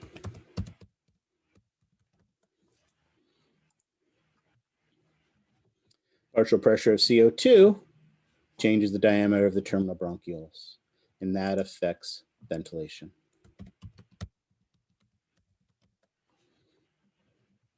And then your book's got the pretty pictures that go along with this. Notice here we have a poorly ventilated alveolus with bad blood and a large blood supply to it. So what are we going to want to do? We're going to want to constrict those blood vessels, bring less blood to this environment because it's not good for gas exchange. However, we need to get rid of this gas, so we're going to dilate this airway, allowing fresh air to come in. And when our alveolus is filled with that new fresh air, we now need to bring more blood to that area. So we're going to dilate those blood vessels, bring more air to the area. And in this constant back and forth, we're going to be dynamically changing the perfusion and the ventilation to maximize the efficiency of this process. All right. Questions on that? And there are the pretty pictures. Again, just showing this dynamic process as it goes. Back and forth and back and forth. All right. Questions on that? Slowly starts to get worse from here. So if this isn't making sense, make sure you let me know now because it's about to get worse.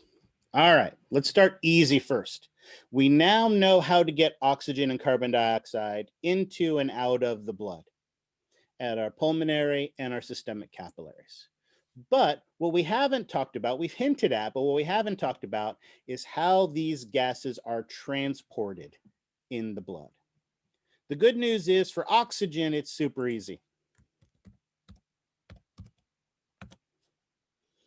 Almost 99% of the oxygen that is carried in the blood is transported bound to our hemoglobin. If you remember way back in 430, we talked about hemoglobin. Heck, way back in 431, the very beginning, we talked about hemoglobin. We know hemoglobin is a protein made up of 4 subunits, 2 alpha, 2 beta subunits.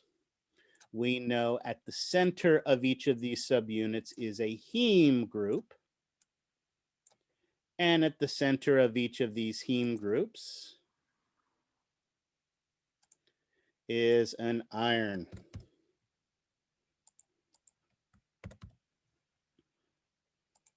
Anybody who's ever had a Studebaker sitting out on their front yard knows that iron attracts oxygen, binds to it, right? And when it binds to it, gives it a reddish coloration that we call rust. Well, the same thing happens here in our hemoglobin. As we know, oxygen binds to the heme. However, the key to this here is that it binds reversibly. that binds reversibly to it here. And a single hemoglobin can carry, obviously, 4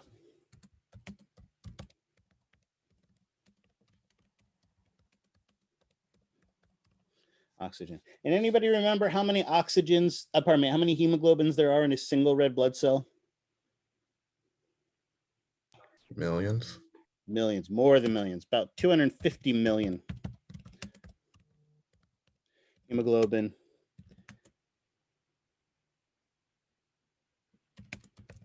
in a single red blood cell. Massive, massive amounts. Massive, massive oxygen carrying capacity.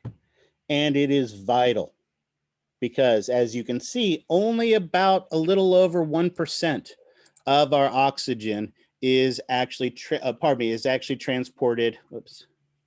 So that means 1.5% is just dissolved in the blood plasma. So, so if you were suddenly to take the hemoglobin out of your blood, would you have enough oxygen dissolved in your blood plasma to be able to meet the needs of your body? No, absolutely not. All right, excellent. So oxygen is simple. Carbon dioxide is a little bit trickier because there are primarily 3 ways that it is transported in the blood. For starters, as much as 10% of our carbon dioxide is just dissolved in the blood plasma. As much as 20% is bound to hemoglobin. Now let's draw one of those subunits of our hemoglobin again.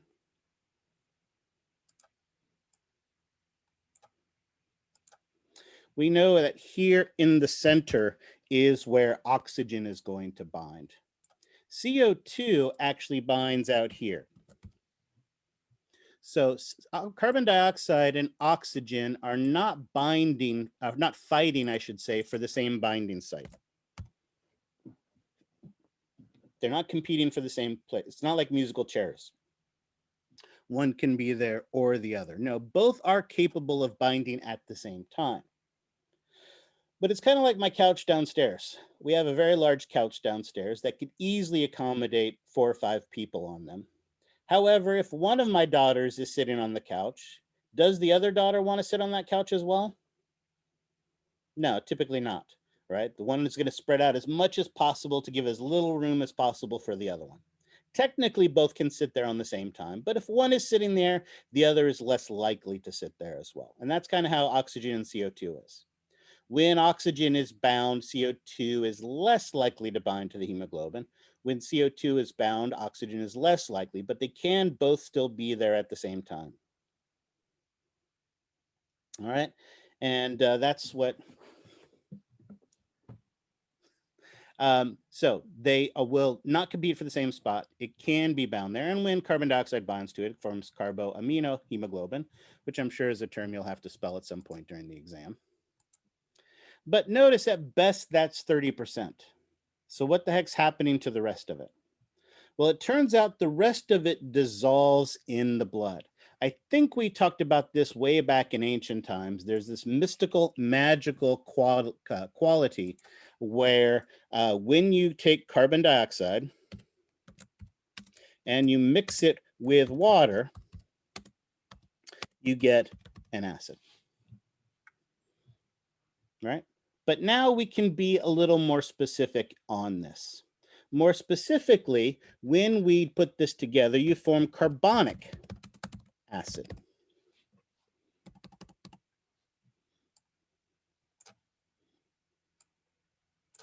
So CO2 plus H2O equals C2H03. Oops.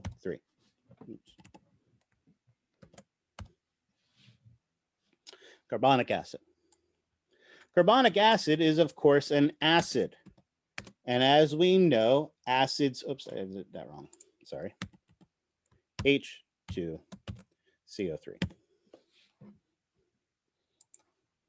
Carbonic acid. As we know, acids are hydrogen donators. So that carbonic acid quickly disassociates into hydrogen and HCO3. And that HCO3 is bicarbonate. Again, I've done this a little bit here, but let's look at it a little cleaner here. Here we go. Here we can see it looking a little bit prettier the way it is supposed to. Carbon dioxide mixes with water and forms carbonic acid, which of course disassociates into hydrogen ions and bicarbonate.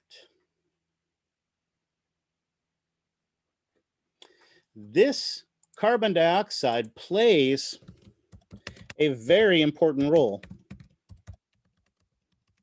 in maintaining the pH of our blood. Notice, if you think back to the numbers of our gas exchange, in the lungs, the goal wasn't to get rid of all of the CO2. It just went from 45 down to 40, right? We didn't try to get rid of all of our CO2 because, as it turns out, a lot of that CO2 is vitally important because it helps us to maintain our pH of our blood. We have those hydrogen ions, and we have this bicarbonate, which is a very, very important blood buffer.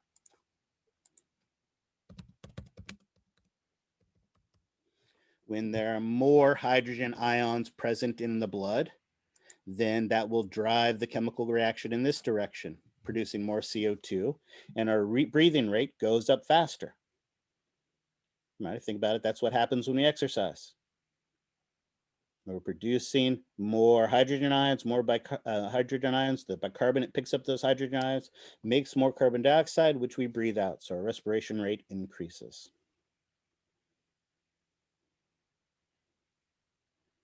So the majority of our carbon dioxide, 70%, is transported in the form of bicarbonate. And this, of course, is a reversible chemical equation. So the more carbon dioxide there is, the more it's going to go to the right. The more hydrogen ions there are, the more it is going to go to the left. So this is a very important,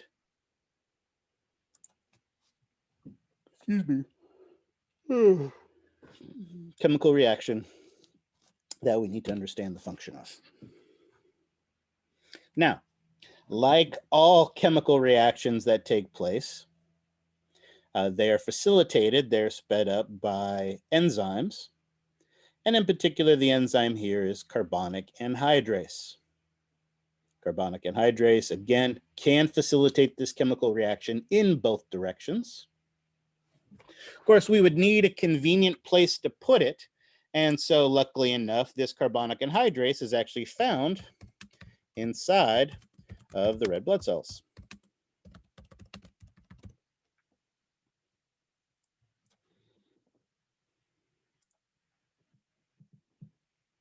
So that it can be right there, readily available to help to maintain the pH of our blood. All right, questions on that? So carbon dioxide lowers the pH of the blood, right? And then the bicarbonate ion helps maintain that. Yes, absolutely. So when there's more carbon dioxide in our blood, like when we start exercising, then that is going to drive the chemical reaction in this direction. And yes, we get more acidity in our blood. So what do we do about that? Our respiration rate increases and we start blowing off that carbon dioxide. And as we blow off that carbon dioxide, then the bicarbonate ions are able to bind to hydrogen ions to get rid of that CO2, and our blood pH goes back up. Absolutely. In fact, again, we talk so much in this class about oxygen, or out in the outside world about oxygen. When you hold your breath to try to get your way and eventually you have to breathe, is it because you've ran out of oxygen? No. No, it's because actually your carbon dioxide levels have gotten too high. Carbon dioxide, as it turns out, plays a much more vital and important role on regulating our rate of respiration than oxygen levels do. yes, if you start running out of oxygen, you'll force yourself to breathe, but it is usually carbon dioxide that drives the process much, much more. Carbon dioxide levels in the blood are vitally important because of its effect on pH. So we are much more sensitive to carbon dioxide. Again, think of the changes. 40 to 45 is a pretty narrow range, whereas oxygen goes from 104 to 40 and even lower. All right. All right. The last really big, hard process we have to talk about, and I guarantee there'll be an essay question on this on the exam, is going to be this concept of an oxygen hemoglobin dissociation curve. For whatever reason, I think students tend to have more challenging times with this one, so I want to spend a fair amount of time with it. So this is a good point to take our next break. It is 10:18 right now, so we will restart at 10, what is that going to be, 20:33? We'll start the recording at that time. All right, so let's go ahead and take one more break. Apparently I'm yawning, so I need more coffee. And then we will come back and we will do this in 15 minutes. All right, I'll see you guys in 15 minutes. Let's go ahead and get started. The next important concept we need to talk about is this oxygen hemoglobin dissociation curve. Now, again, anytime we are drawing a curve, it is important to have our graph. And it is always important to label our graph. So let's go ahead and do that. In this case, what we are going to have over here is the, I need it smaller, let's do it this way. Percentage of oxygen bound to the hemoglobin. Now, someone remind me again, if we were thinking of a single hemoglobin, how many oxygen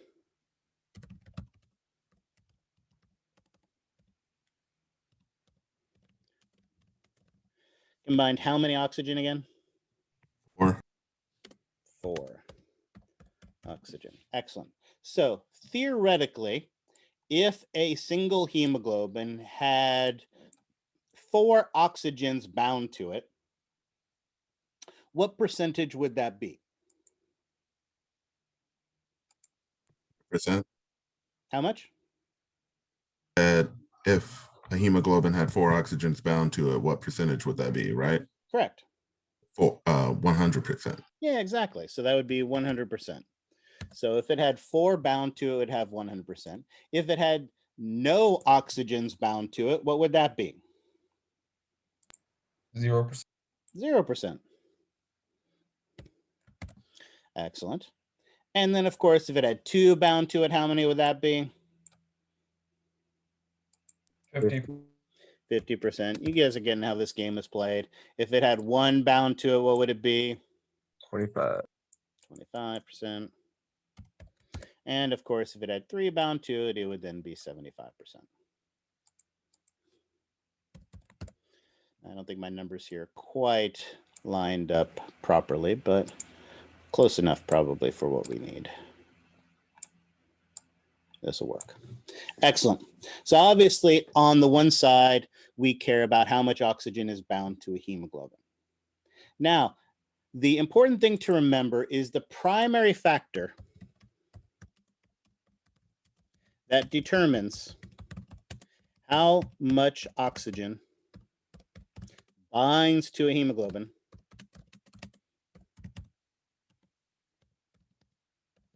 is how much oxygen is available.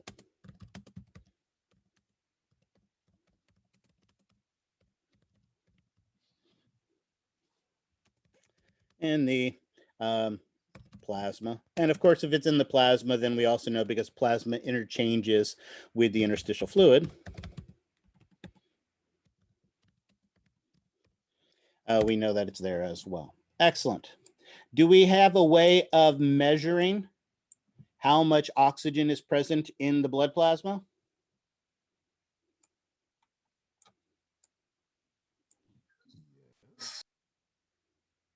Not your question. Blood gas. Yeah, how, or more specifically, how about the partial pressure?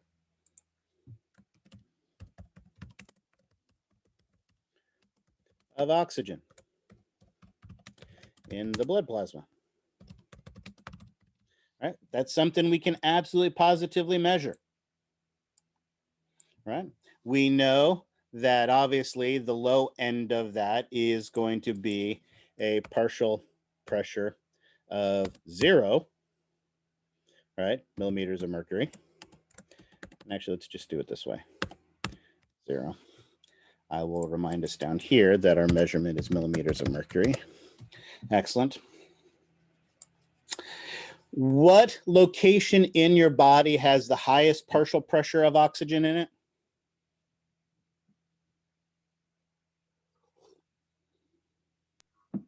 The pulmonary capillaries, Exactly. And what was that partial pressure in the pulmonary capillaries?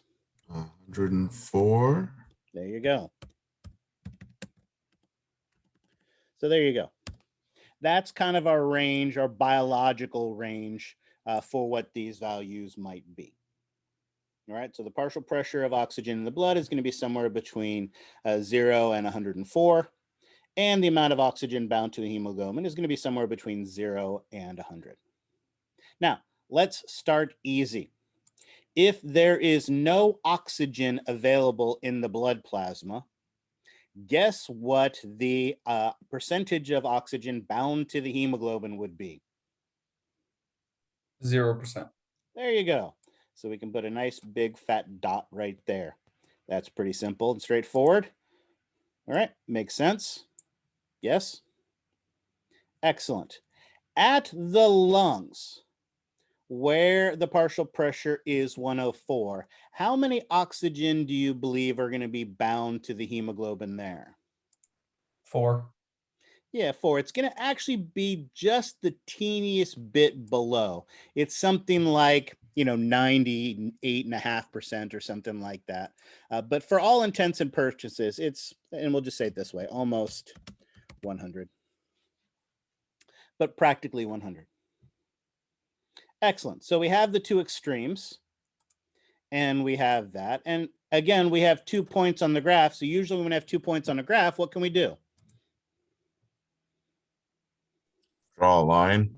Draw a line between them, and that would give us our graph. However, notice it said oxygen hemoglobin disassociation curve. Is that line a curve? No. Maybe it is technically with an angle of 0 or something. I don't know. Maybe there's some mathematical quality where that'd be a curve, but no. It's not a curve because there's one other factor that has to be taken into account. It turns out that when an oxygen molecule binds to the hemoglobin, it makes it easier for a second oxygen to bind. And the opposite is true as well. So when one oxygen lets go, it makes it easier for a second oxygen to let go.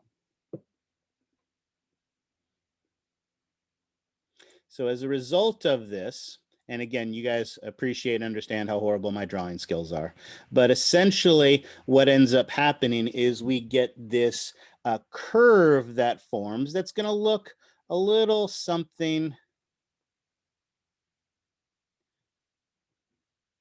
like that. So because of this relationship of one oxygen increasing the affinity of another one, it bends our line.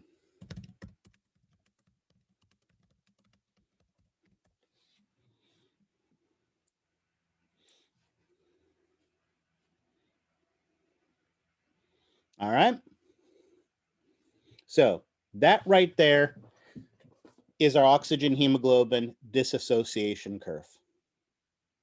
How much oxygen is present in the blood plasma determines how much oxygen is bound to the hemoglobin. Right? Just that simple, just that straightforward. Now, we know the partial pressure is 104 in the lungs.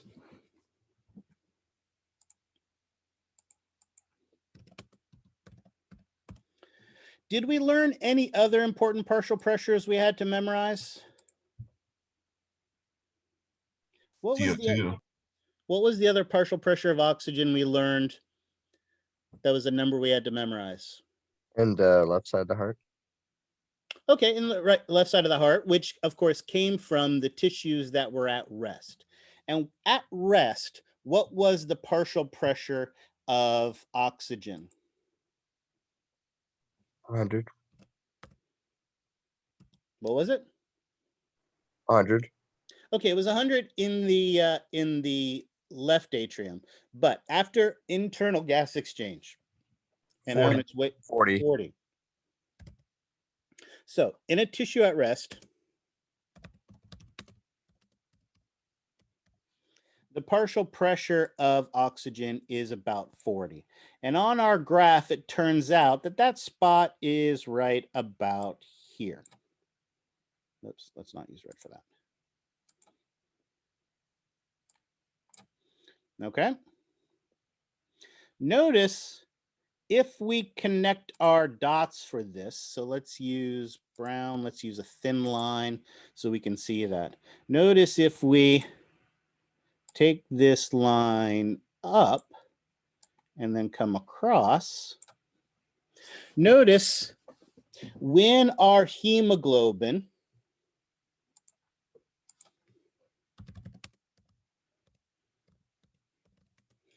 gets to the systemic capillary,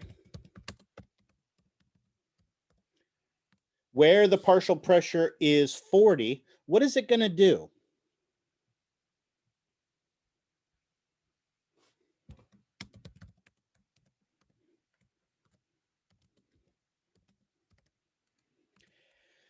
How many oxygens want to be bound to it?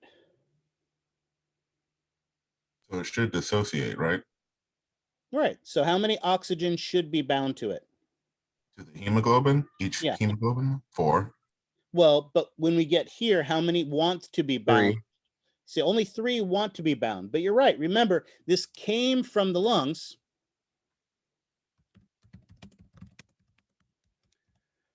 And it had 4 bound, but how many does it want to have bound?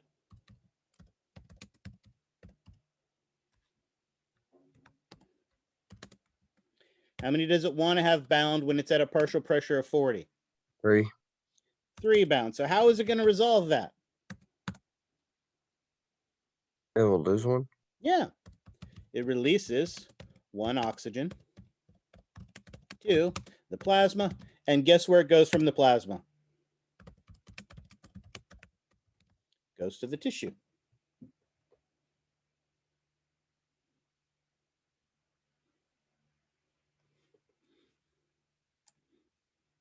Of course, then as we know, that blood goes back to the lungs, and when the hemoglobin gets to the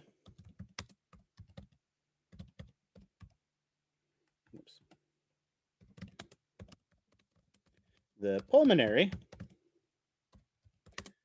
capillary from the body, right?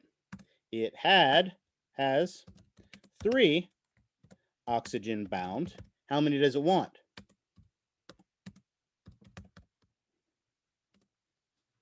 Wants 4.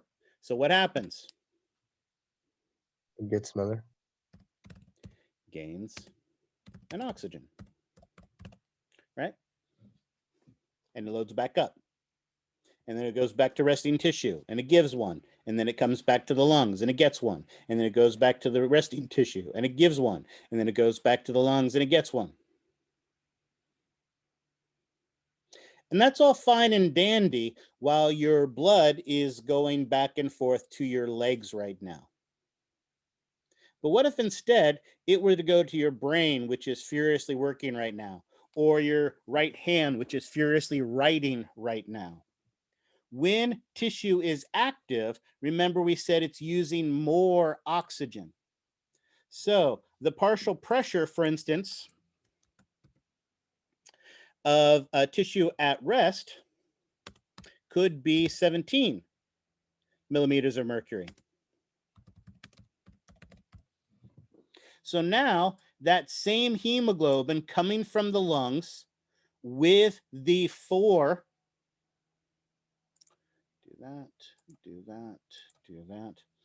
with the 4 oxygen bound to it, come to some tissue that is at a partial pressure of 17. And notice if we're at a partial pressure of 17, make it smaller.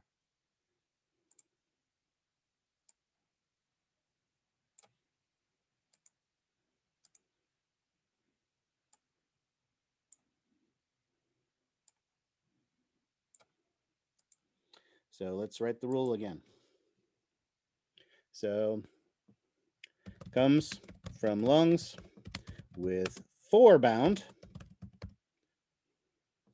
How many does it want to have bound if the partial pressure in the environment is 17? 1. Yeah. So what does it do? Should have 3.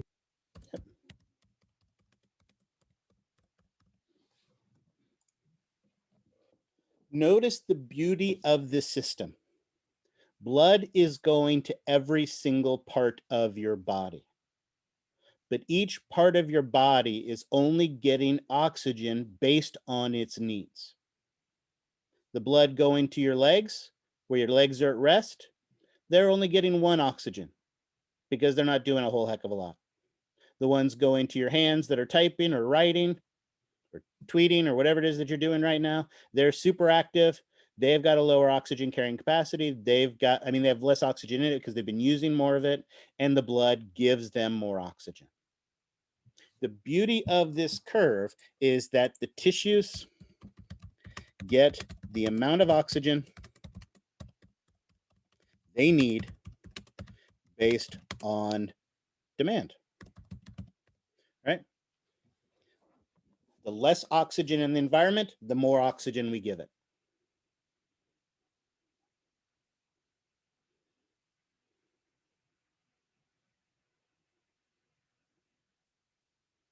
Right? Based on need.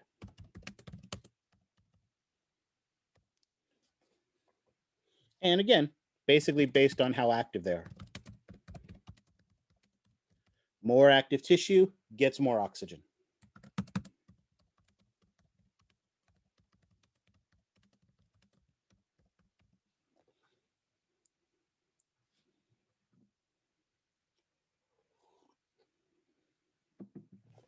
Is there ever a time when the tissue would need even less than when it's at rest? Yep, but let's make sure we understand this first. All right. Are we comfortable with this concept? Shockingly, my graph actually turned out pretty nice, but notice if we go back to the pretty pictures from your textbook, here we see that same curve that I drew, basically going from about 100 to 100. Notice, as I mentioned, with a partial pressure of 100, it's 97.5, essentially 100% when the partial pressure of oxygen. Notice, as we mentioned, when the tissue is at rest, it's going to be 75. And when the tissue is active, like as we mentioned, about 17, it's at about 25. So again, we have this higher pressure, more binds, lower pressure, less binds. And so there we go. Our exercising tissue needs much more than our resting tissue. And it tells the blood how much it needs, primarily by how much oxygen is readily available in that environment. The more it's using the oxygen, the less oxygen that's available, the lower the partial pressure of oxygen is going to be. And again, even resting tissue has all sorts of metabolism that it has to be doing, activating pumps, right, doing all those types of things. So it's still using ATP, so it still needs a little bit of oxygen, but your exercising tissues need much more. Are we comfortable with this concept? It gets worse from here, so I want to we've got to make sure we understand this before we move forward. So I'll ask the question one more time. Are we comfortable with this concept, the basic concept of our oxygen hemoglobin disassociation curve?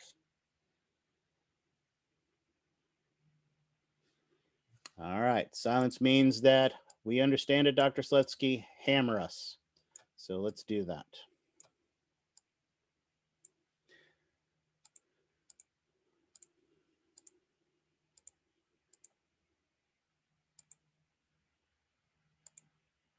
Now, again, we have this important rule, and I'll write it here in green to make sure we understand it.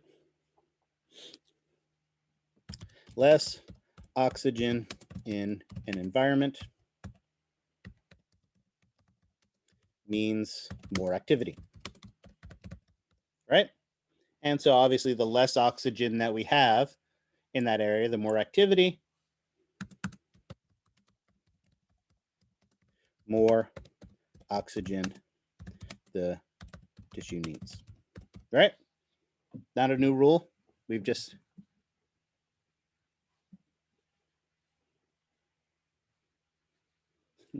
excellent. That's all right. Again, you're exposed to this stuff now. You're not supposed to have mastered it by the time I'm done talking, but you're being exposed to this stuff so that you can determine it on your own. All right. So we comfortable with this? More activity, more oxygen the tissue needs, and typically the less activity in environment. Let's actually put these the other way around. Cut that. Put it up here. So more activity of the tissue, the more oxygen the tissue needs. Obviously, less oxygen is one of the ways that we indicate more activity. But are there other factors that could indicate a change in activity level? An increase in CO2. Yeah, absolutely. Carbon dioxide is something that could indicate more activity. And you're absolutely right. With CO2, to be specific, if it increases with more and decreases with less activity.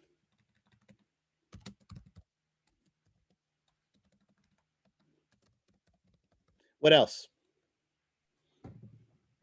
pH. Temperature. Yep, excellent. So perfect. Temperature, someone said temperature, that's a good. Temp, is it going to increase or decrease with more activity? Increase.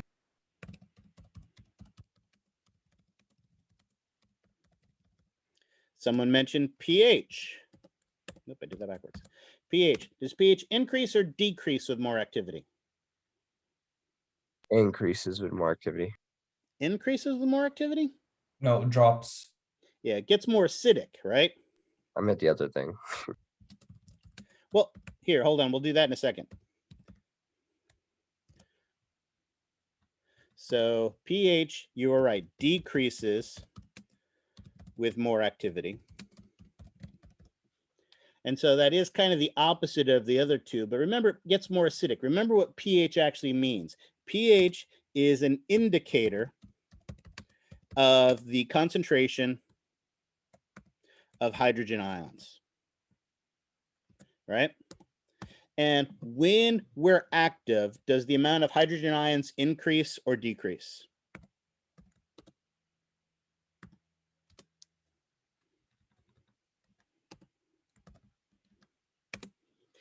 We have more I'm sorry, acid. say that again.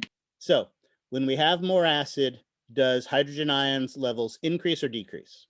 Increase. Increases. So notice pH goes the opposite direction, but if we think of it in terms of concentration of hydrogen, it increases with more activity. So those two are kind of wonky, but they work. And it turns out there's one more thing that increases.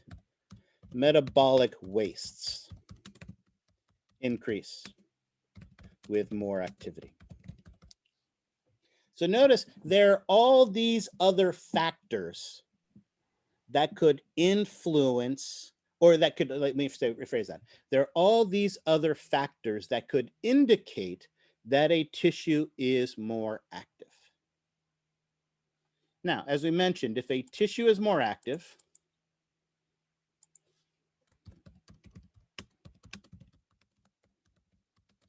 we, oh, don't know what happened there.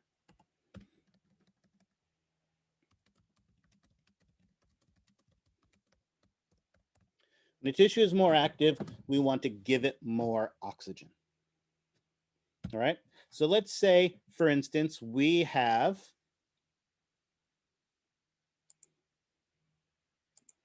this point that we talked about here. We have a tissue whose partial pressure of oxygen is 40 millimeters of mercury. Normally that says we want to give it just 1 oxygen. But if the tissue is more active, so if, for instance, carbon dioxide increases or temperature increases, right, or metabolic wastes,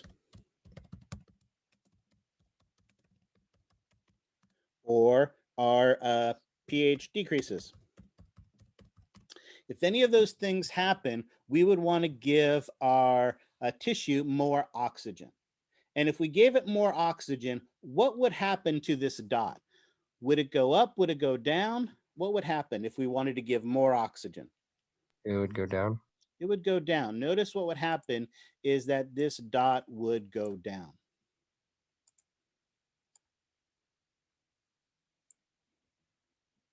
So what happens is if any of these 4 factors occur, if there's an increase in carbon dioxide, an increase in temperature, an increase in metabolic waste, a decrease in pH, then what happens is our curve drops.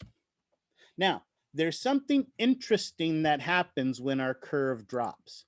Notice it drops here, and it drops here, and it drops here, and it drops here, and it drops here, and it drops here, and so on and so forth. As it drops, if we were to then connect all of those dots, what we would see is a curve that looked like that. And what it would actually look like, so technically the curve drops.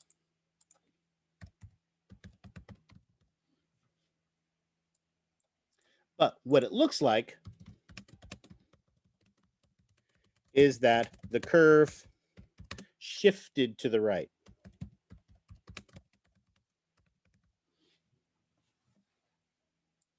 And you could describe it either way. The curve drops or the curve shifts to the right. But the point is the same. Any of these factors occur the same. We are going to give the tissue more oxygen and our curve shifts to the right. Our curve drops down.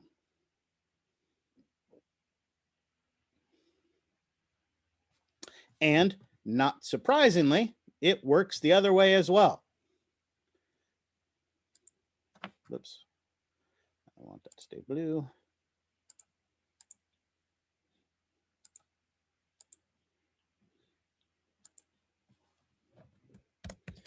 Tissue that is less active, we want to give less oxygen to. So if the CO2 decreases, if our temperature decreases, if our metabolic wastes decrease, or our pH increases, if any of those things occur, what's going to happen to our graph? Technically, what happens to our graph? It's going to go up technically. No, sorry.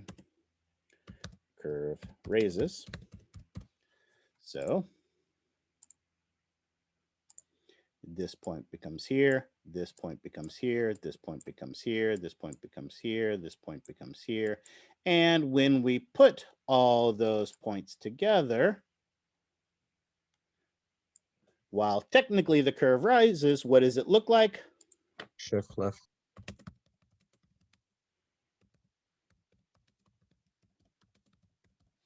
There you go. So again, the primary factor that determines how much oxygen binds to a hemoglobin is how much oxygen is available. But oxygen isn't the only indicator of activity. So in those cases, these other indicators of activity have the ability to shift our curve, to modify our curve, to give more or to give less oxygen. And again, I fully appreciate that my drawings aren't as great for this. So let's take a look at the picture from your textbook to see how this works. Notice here is carbon dioxide. Notice this is our normal curve. With an increase in carbon dioxide, notice all the points shift down, but it looks like it shifted to the right. There's less carbon dioxide, that typically indicates there's less activity. Everything shifted up, but again, it looks like it shifted to the left. Notice CO2 and pH are separate factors. Yes, we know CO2, when we increase CO2, it makes the blood more acidic, but there are other acids involved in activity, like for instance, lactic acid and other acids. So it is actually possible for CO2 to stay consistent, but for pH to change. So they are actually different factors. That's called the Bohr's effect. We don't need to worry about that term, but your book mentions it.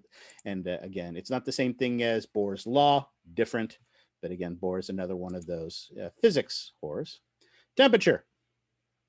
Notice again, we have this issue. Temperature increases, more metabolic activity, give off less oxygen. Notice this also is a strong indication of why frostbite occurs. You are exposed to cold for a prolonged period of time.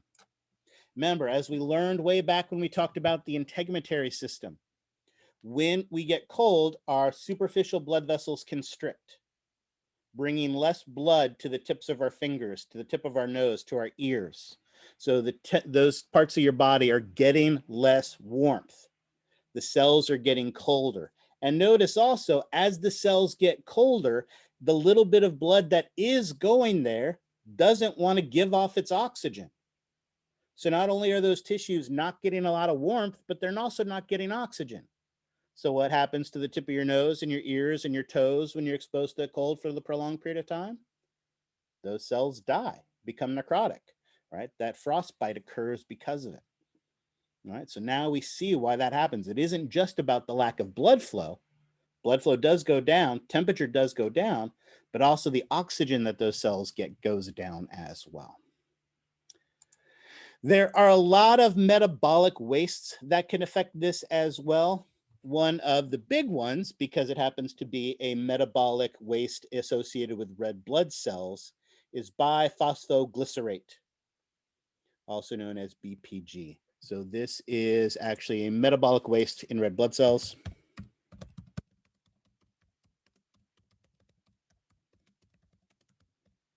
And so it's often one of the ones that is used as an indication of metabolic activity in our bodies. So there you go. And again, same way, an increase in metabolic activity would shift it to the right.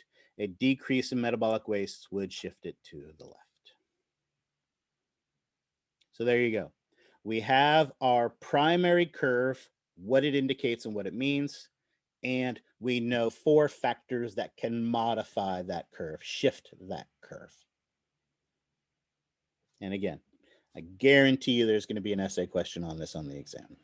So make sure you understand this concept.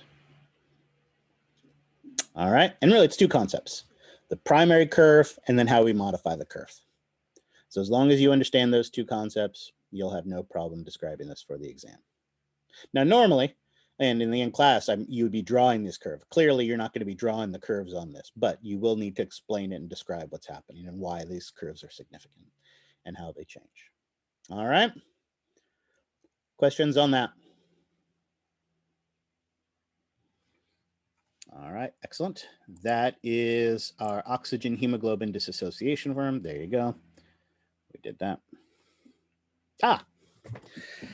Let's finish it up. Come full cycle. How would carbon monoxide affect this curve? What would, if you were exposed to carbon monoxide, what would your curve look like then? Would do a left shift. Left shift? Yeah, it blocks the binding sites of oxygen. Carbon monoxide blocks the binding sites of oxygen. So how much oxygen is going to be bound to it when there's 0 oxygen available?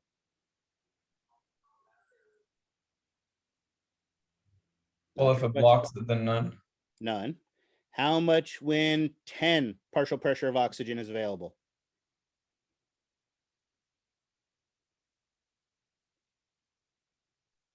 Is it also none? Yep. When 50 is available? None. When 100 is available? Same. There you go, exactly, right? Remember, as we talked about, carbon monoxide blocks the binding site, doesn't allow oxygen to bind to it, and it doesn't like to let go. So notice, that's the problem with carbon monoxide poisoning. When you're exposed to carbon monoxide, it blocks all those binding sites of the red blood cells on the hemoglobin, and your red blood cells can't carry the oxygen. So you can't get oxygen to the tissues of your body. So tissues that are highly sensitive to drops in oxygen carrying capacity, like the nervous tissue, like the cardiac tissue, can be damaged. And as we know, nervous tissue and cardiac muscle don't regenerate. So carbon monoxide is a very, very dangerous toxin because it blocks those binding sites. All right. Questions on that? Why are carbon monoxide poisoning people pink? Why does their Great. skin get pink? Excellent question. I love that. That's spectacular. Right. Remember, we know the red color comes of our red blood cells, and therefore the reddish coloration to our skin comes from the oxygen binding to that iron, giving it a reddish color. Well, when carbon monoxide binds to the iron, it causes more of a pinkish coloration, a pinkish pigment. So because it is a slightly different molecule, it refracts the light slightly different. And so when carbon monoxide binds, you take on a much more pinkish coloration to your skin as opposed to reddish. Again, it's because that different refraction of light from that different molecule binding to the iron.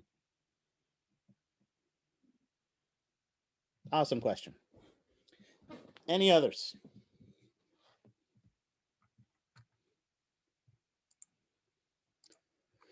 All right, excellent.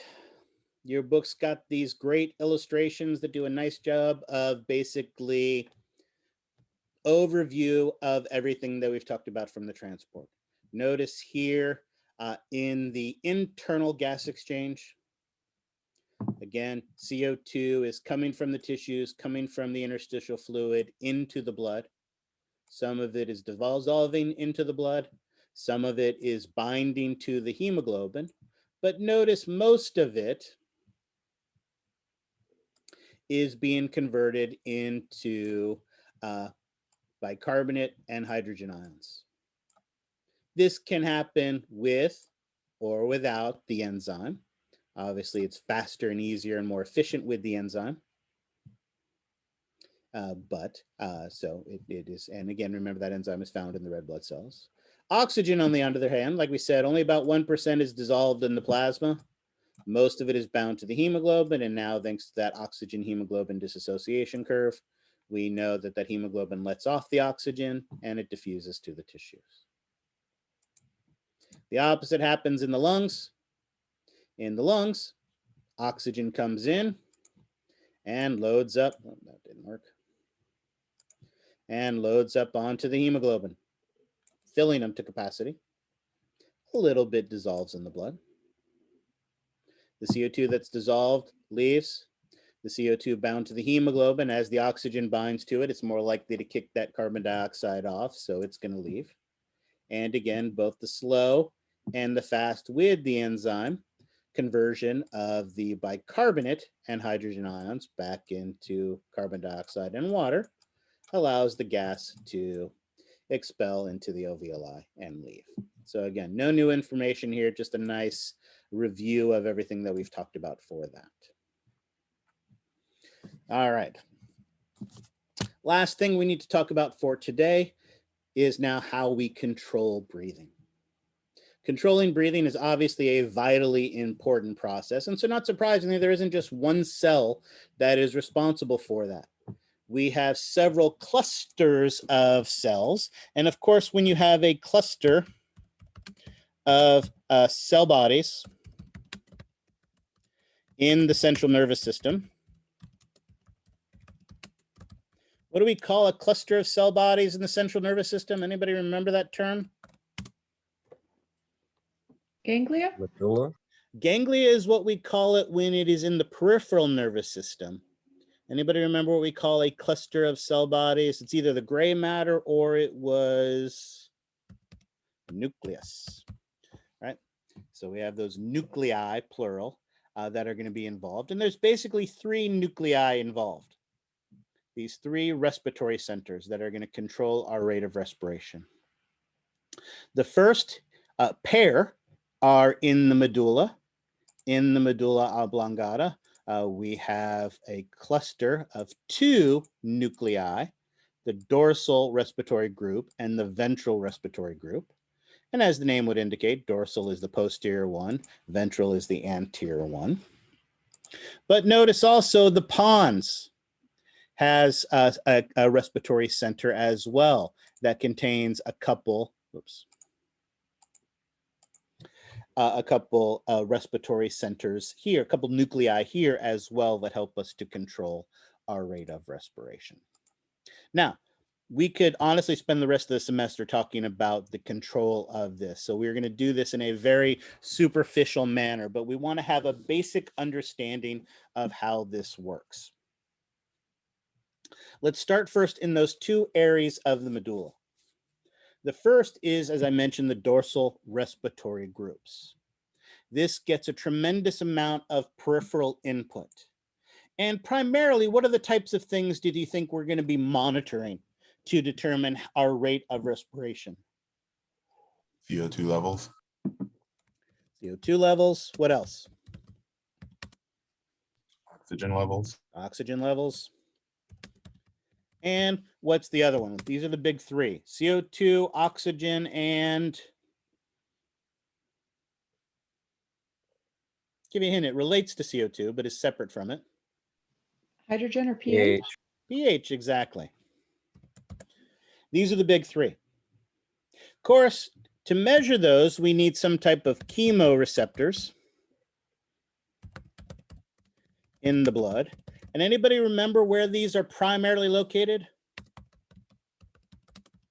The aortic arch. Absolutely. These are located in 2 clusters. One is the aortic bodies in the aortic arch. And anybody remember where the second cluster of bodies are?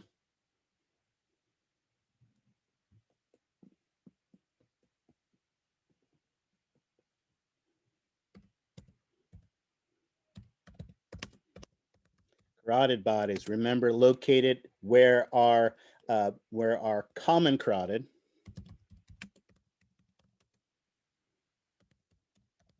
branches into the internal and external carotid arteries. Excellent. So we have those, and I think I have a pretty picture that shows this somewhere. And its job is to send information to the ventral respiratory group. It is the ventral respiratory group that is responsible for setting your primary resting rate of expiration, what we call your eupnea.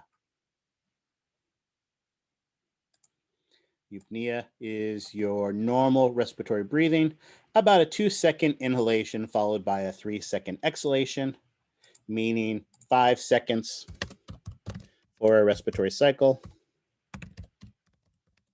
So as we mentioned, in a normal healthy adult, the normal breathing rate, breaths per minute, is what?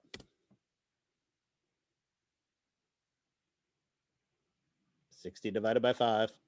12. There you go, 12. Excellent. All right. Now, the way this works is kind of interesting. So like I said, this is, I will tell you right now from the get-go, the actual process is far more complicated than this, but I do want you to have a very simple, basic understanding of this. So let's go ahead, save that, clear this, and we'll do this really simple. Can we go back to that slide for like just a second, No. please? Yeah, hold on.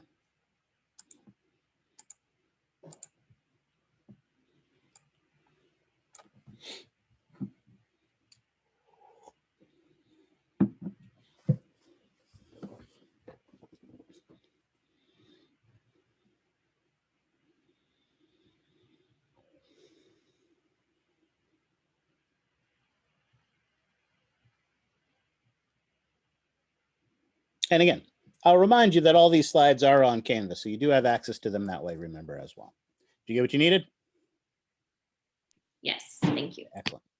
All right, like I said, this is the sky is blue trimmed down version of this, but I think it's worthwhile to take a moment or two to talk about this.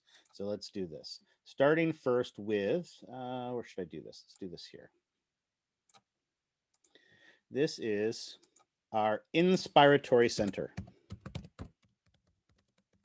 Guess what our Inspiratory Center, and again, remember, these are neurons, clusters, these are nuclei, cluster of neurons. And as we know, neurons have axons. Those axons leave and go and communicate with some target cell. And guess what the target of your Inspiratory Center is?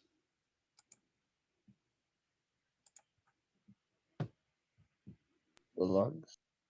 True, although does it really cause the lungs to contract? Diaphragm. Diaphragm, there you go. The diaphragm. And of course, this is excitatory. So when it fires action potentials, what happens to our diaphragm? X. Contracts. Excellent. All right. And when it contracts, we inhale. Of course, when it doesn't fire action potentials,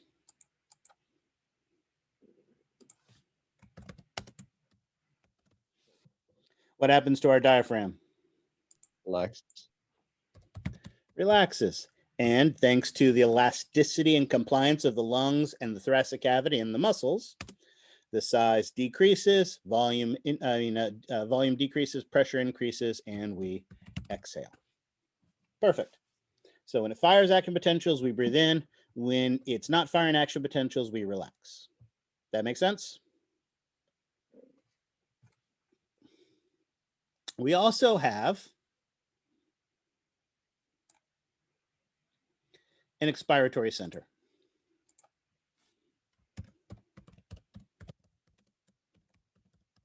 Now, notice with this expiratory center, does this expiratory center need to communicate with the muscles at all? No, because we're going to inhale when this is firing action potentials. We're going to exhale when this is not firing action potentials. So if we want to exhale, we have to stop the inspiratory center from firing action potentials. So this is going to inhibit the inspiratory center when it fires action potentials. When it fires action potentials, it is going to inhibit our inspiratory center.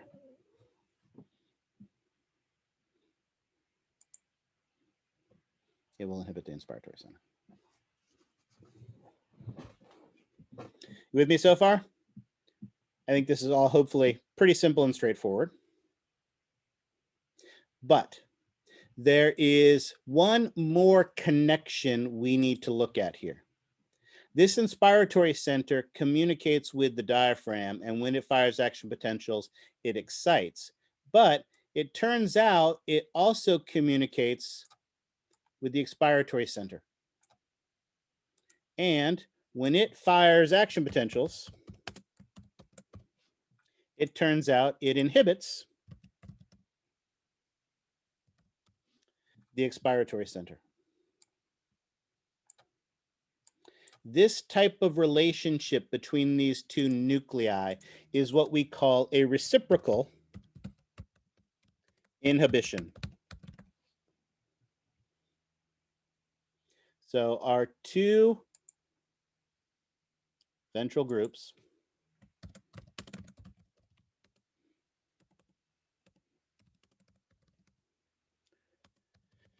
have reciprocal inhibition. Basically, what this means is they both can't fire at the same time.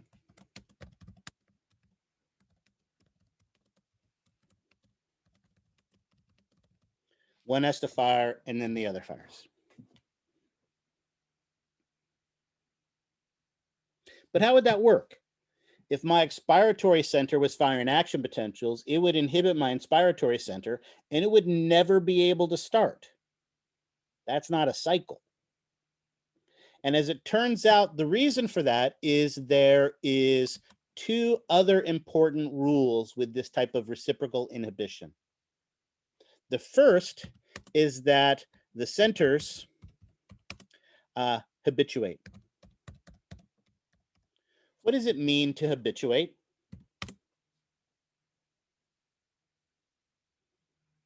Become desensitized to the signal.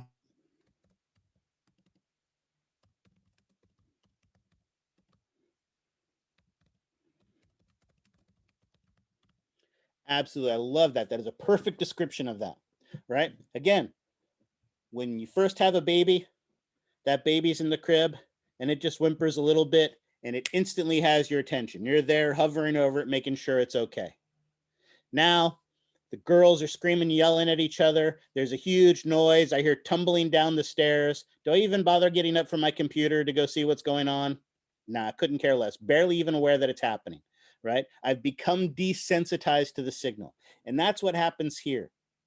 These cells become desensitized where they're no longer inhibited.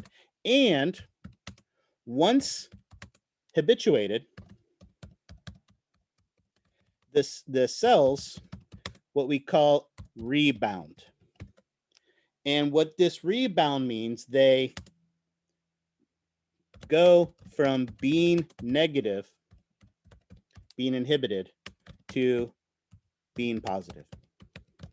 Or, again, the fancy way we can say it, the cells depolarize to threshold after being inhibited.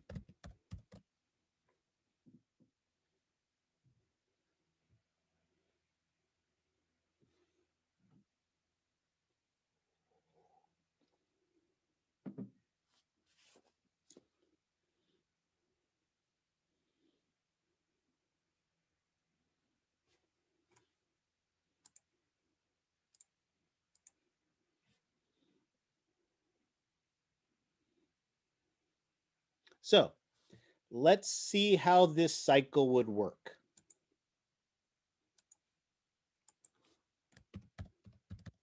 We are going to start with our inspiratory center firing action potentials. When it fires action potentials, two things occur. One of the things that occur is that it excites the diaphragm and we inhale.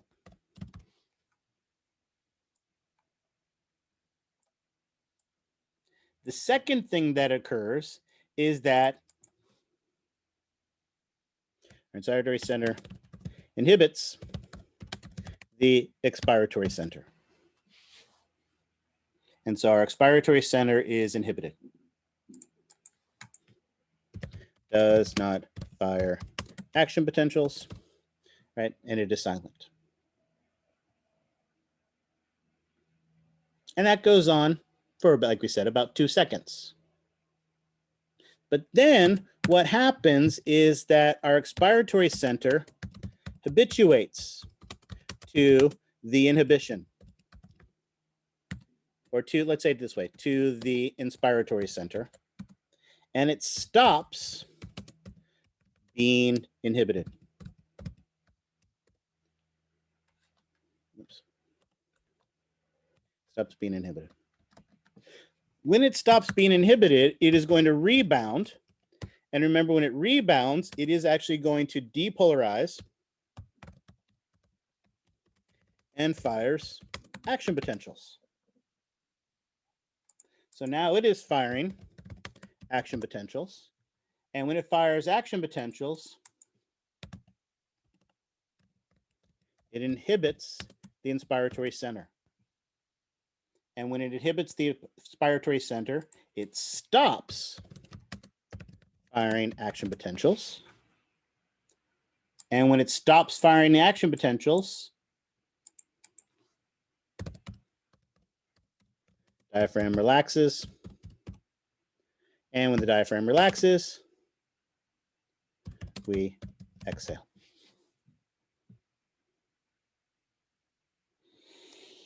So now we've taken a breath in. Now we've taken a breath out. So what do we have to do now? We have to inhale again. Well, how can that be possible? Because our inspiratory center habituates to the expiratory center. It rebounds. When it rebounds, it fires action potentials. And when it fires action potentials, it excites the diaphragm. And when that happens, we inhale. And when it rebounds, it fires action potentials and it inhibits the expiratory center, which stops firing.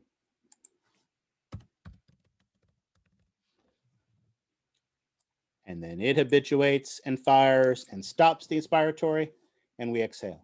And then it rebounds and we inhale. And then the expiratory rebounds and we exhale.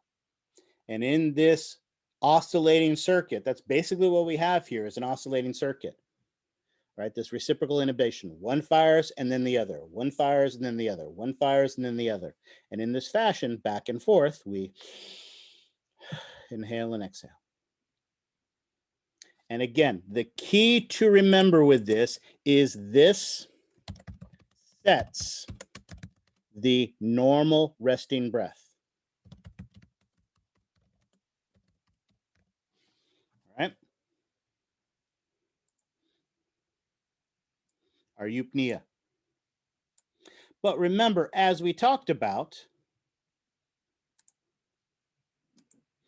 things from the dorsal respiratory group, if there's too much CO2 or if there's not enough oxygen or if the pH is dropped, that can modify this rate.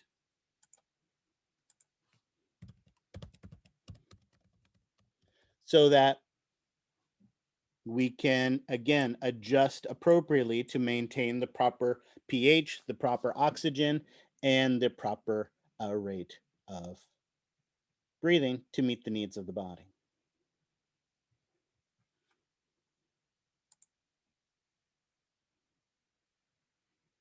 All right. Questions on that? It gets slightly worse from here, so if this doesn't make sense, please let me know. All right, stunned silence means that I totally understand it. Excellent. So again, we've now talked about how these two areas in our ventral respiratory group set our normal rate, which we call eupnea. Our dorsal respiratory group takes those peripheral inputs, oxygen, CO2, pH, and bring it in there. But remember also, there are other factors that can influence. Let's not forget about the pontine respiratory group.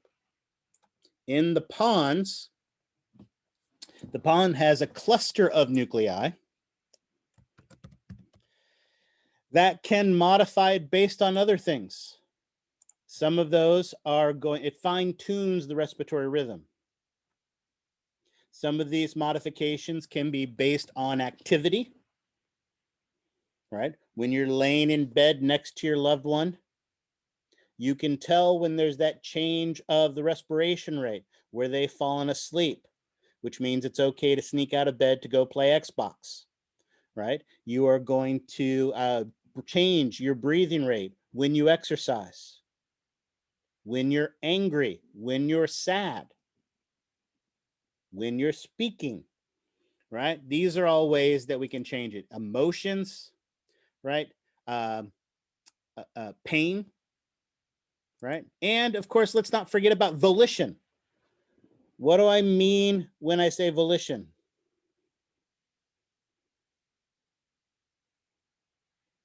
Conscious choice. Yeah, conscious choice.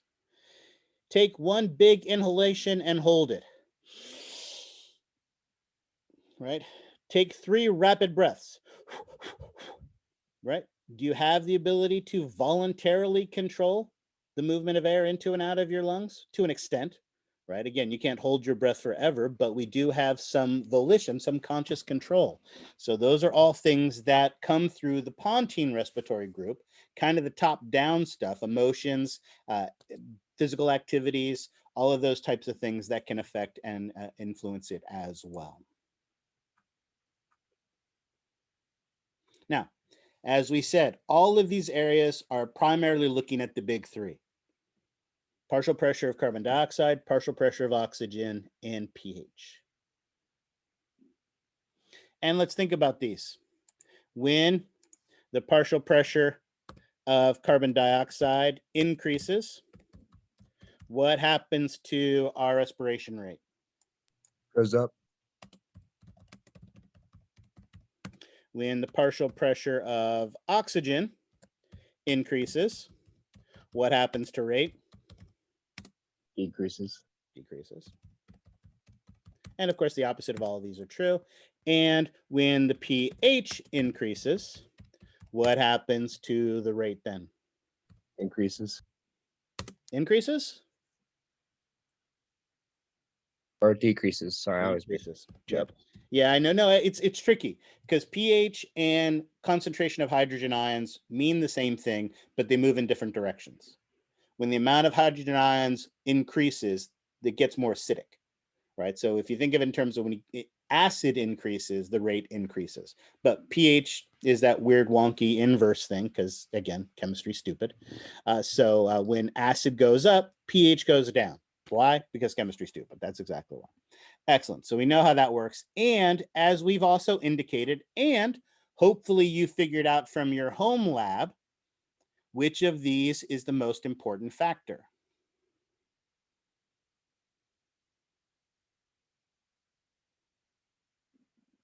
CO2. Anybody get a chance to do the home lab? Was due, wasn't it? Yeah, CO2 is the partial pressure of CO2. Yeah. How do you know that? Which activity that you did taught you that? The color change. True, the color change indicated that definitely carbon dioxide produced, when mixed with water, produces oxygen. But really, what the first one, the holding your breath, is the one that showed you. Remember, one of the things that we talked about and that we saw is that oxygen levels saturate in the blood very quickly, right? In the lungs. So whether you're resting, whether you are exercising, whether you are hyperventilating, in all of those 3 conditions, in our 3 conditions, pretty much oxygen level in the blood stayed the same, right? So when you were resting, after you exercised, after you hyperventilated, were you able to hold your breath for the exact same amount of time? Because you had the same amount of oxygen and oxygen levels decreased at relatively the same rate. And so you were able to hold your breath for the same amount of time in all of those conditions. No, because what changed dramatically in those three conditions were CO2 levels, right? At rest, obviously, it's normal. When you exercised, levels were high. And when you hyperventilated, you dramatically lowered your CO2 levels. Because what happens is you have this critical point. Once CO2 reaches that critical point, you have to breathe, whether you want to or not. So you start at rest, you build up CO2 in your body, and you reach that critical point and you have to breathe. However, then you exercise. And when you exercise, you have much more CO2 in your blood. So when you try to hold your breath, you hit that top much more quickly, and probably you were able to hold your breath for only a few seconds after the exercise. When you hyperventilated, you dramatically lowered your CO2 levels. So now when you held your breath, it took a lot longer of a time for your CO2 to build up to that critical point, and you were able to hold your breath longer. If you were not able to hold your breath longer when you hyperventilated, then likely one of two things happened. Either you didn't do a good job of hyperventilating yourself, or you didn't rest enough after exercising. If you exercised and then too quickly tried to hyperventilate yourself, you're still dealing with that oxygen deprivation, that oxygen debt from the exercise. And so your respiration, your CO2 levels are going to stay high during that time. So you had to fully recover. So if you didn't fully recover, your hyperventilation might not have been higher, but that was likely for one of those two reasons. But notice you should have seen a big differences in those rates because of the differences in CO2 level.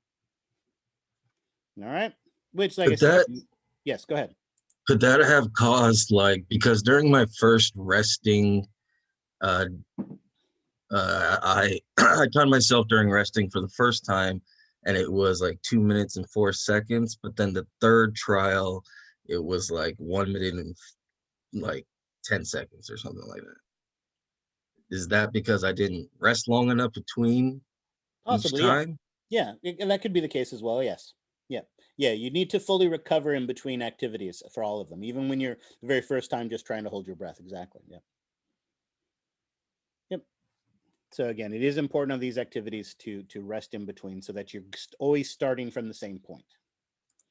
All right. And again, they're all measured independently. And as we talked about, and I think I have the pretty picture. Here we go. Excellent. So again, our primary location where we're measuring this chemo conditions of the blood are those aortic bodies in the aortic arch and the carotid bodies where the common carotid branches to form the internal and external carotid. So we saw those as well. And obviously, when you put this all together, you have the pretty picture from your textbook. Again, showing this process here, kind of just talked about. But the last thing I want to talk about is, again, there are other stimuli that can affect this as well. Blood pressure typically affects rate of breathing. When blood pressure goes up, what typically happens to respiration rate? Goes down. What do you think? Goes up. Yeah. What's one of the factors that can cause an increase in blood pressure? Vasoconstriction. Yeah, caused by, for instance, stress, right? That bear with an axe walks in the room. Sympathetic nervous system has that ability. When blood pressure goes up, typically it's because we're either being active or we're stressed or something like that, and typically means that there's going to be an increased activity demand. And looking at the respiration rate. Right. One of the interesting things is the volume changes in our lungs. We actually have, when you take, so again, we didn't get a chance to do it in the classroom where we did the spirometer, filled our lungs to its maximal capacity. If you were to do that, if you were to fill your lungs to the maximal capacity, is that really the maximal capacity of your lungs? If I hooked up a high pressure air valve to your mouth after you took a full inhalation, would I be able to get any more air in there? Yes. Yeah, I would. And the reason for that is you are not actually capable of filling your lungs to the maximal capacity. Right? This is one of those fun biological things. There were two anatomists, physiologists actually, who were studying this at the same time. Both of them published papers at a similar time. Huge argument and debate over who was the first one to describe it. So like many of these things, they solved it by putting both of their names on there. Basically what we have, and oh, let's go back to the picture. Perfect. What we have, what color haven't I used? Pink. In the lungs, all right, it doesn't have to be this big. In the lungs, there are stretch receptors. And as those stretch receptors are stretched,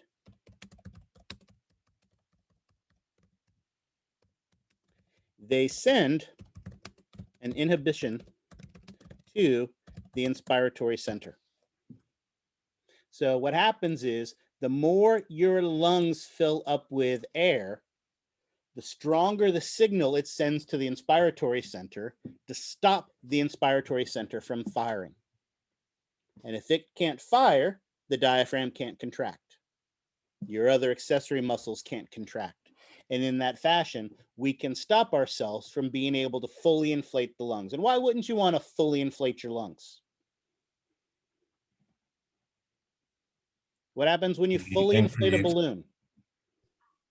Well, besides the barotrauma, the increased intrathoracic pressure would drop your preload.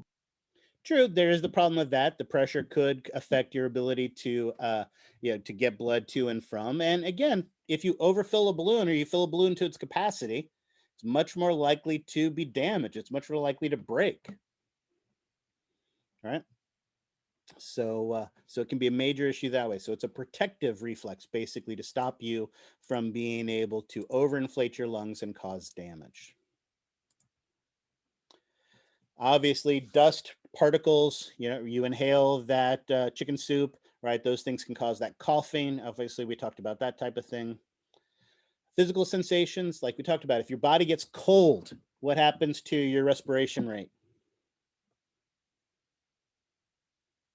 Slow. Yeah, it goes down. If your body gets hot, it goes up. So things like temperature, right?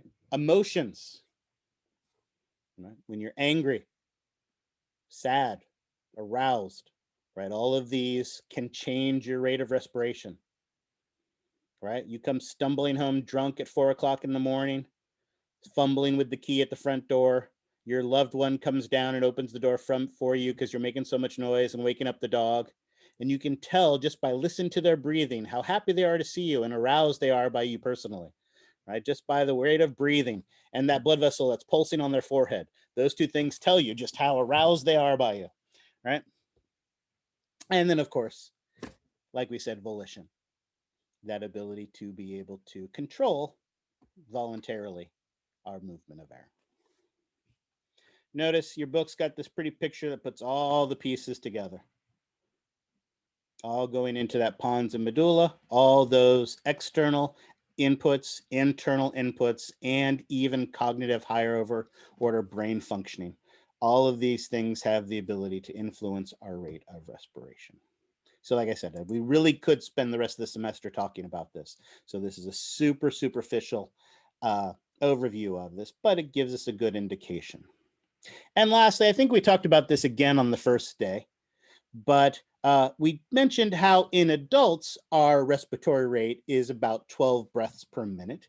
Is that what it is in that infant when it's born, that newborn baby? No. No.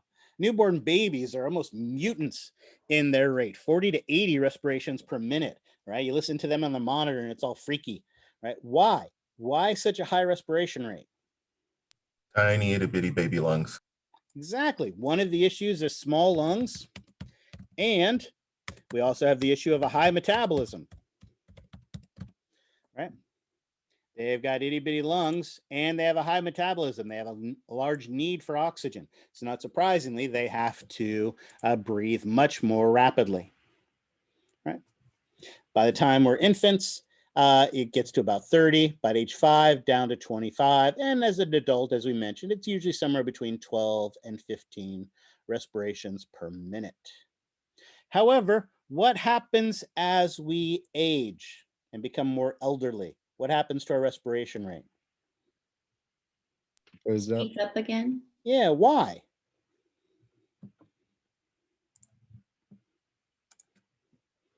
The Oh, lungs just- lose elasticity. Yeah, basically you get the right idea. It's a loss of efficiency. One cause of that could be a lack of elasticity or loss of elasticity. So with less recoil, less air moves with each breath. What else?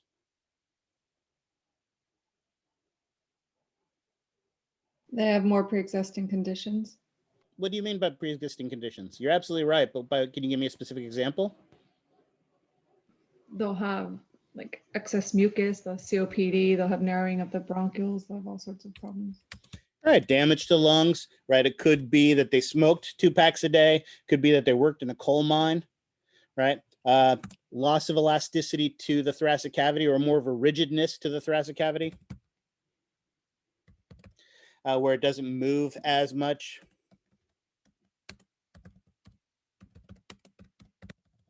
And there's also a decrease in surfactant production. Remind me again what surfactant did? Decreases surface tension. Right, inside the lungs, keeping the alveoli from collapsing, right? So, but if there's less surfactant, those alveoli are more likely to collapse. And remember, when they collapse, it's going to be much harder to get the air in there. So it doesn't even have to be damaged. You could have a perfectly healthy alveolus, but if it collapses down on itself, it's going to be much, much harder to get it to inflate. So absolutely, all of these types of factors typically cause an increase of respiration rate. And remember, as we also talked about, right, normal exhalation is passive. But with the lack of elasticity, with that damage, with all those things, when we get elderly, then typically exhalation becomes active, where they actually have to physically contract the muscles to bring it down. So not only does rate go up, but now they're using ATP both to inhale and exhale. All right, it's no wonder grandpa's just exhausted, just sitting there breathing on the couch, right? Because of all of this energy that has to go into just getting air into and out of his lungs. All right. Excellent. With that, that is everything you need to know for the respiratory system for this exam. All right. Took a little longer than I wanted, so I don't want to spend too much time on this, but what I do want to remind you guys about is there is a fair bit more histology. Hold on. And anatomy. Oh, I closed it. That's the problem.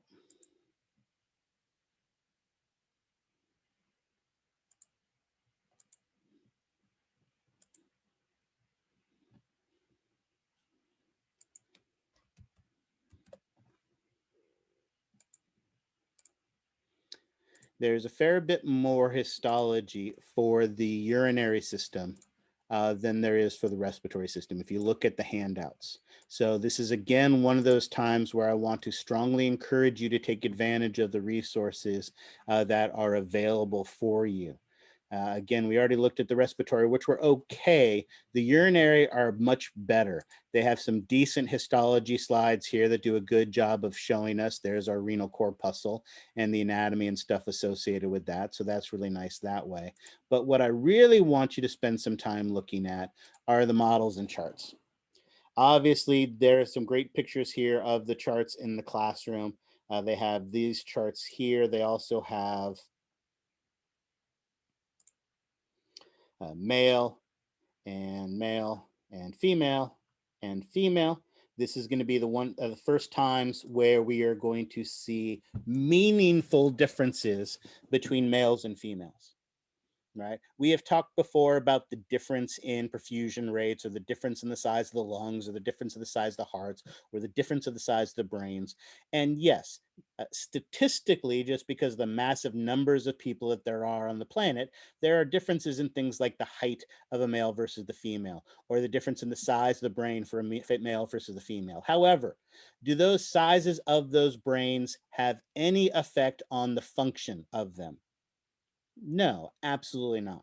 Right here, for the very first time, we are going to see meaningful differences between the males and the females in their urinary systems, right? Where there are anatomical differences that are meaningful. And so we will talk about those as well. However, the other really important thing I want to show you from this, where do I want to do this? Back, whoops, too far.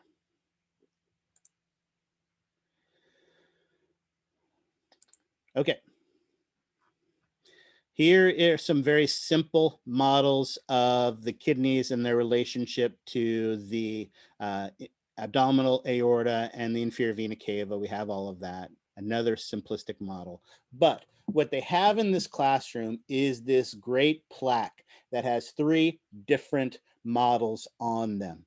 The first one is this one here, a very well detailed model of a gross anatomy of a kidney, where we see the structures. And again, we'll go over all of this together. We are going to go over this together, but like most things we go over in the class, we're going to go through it quickly.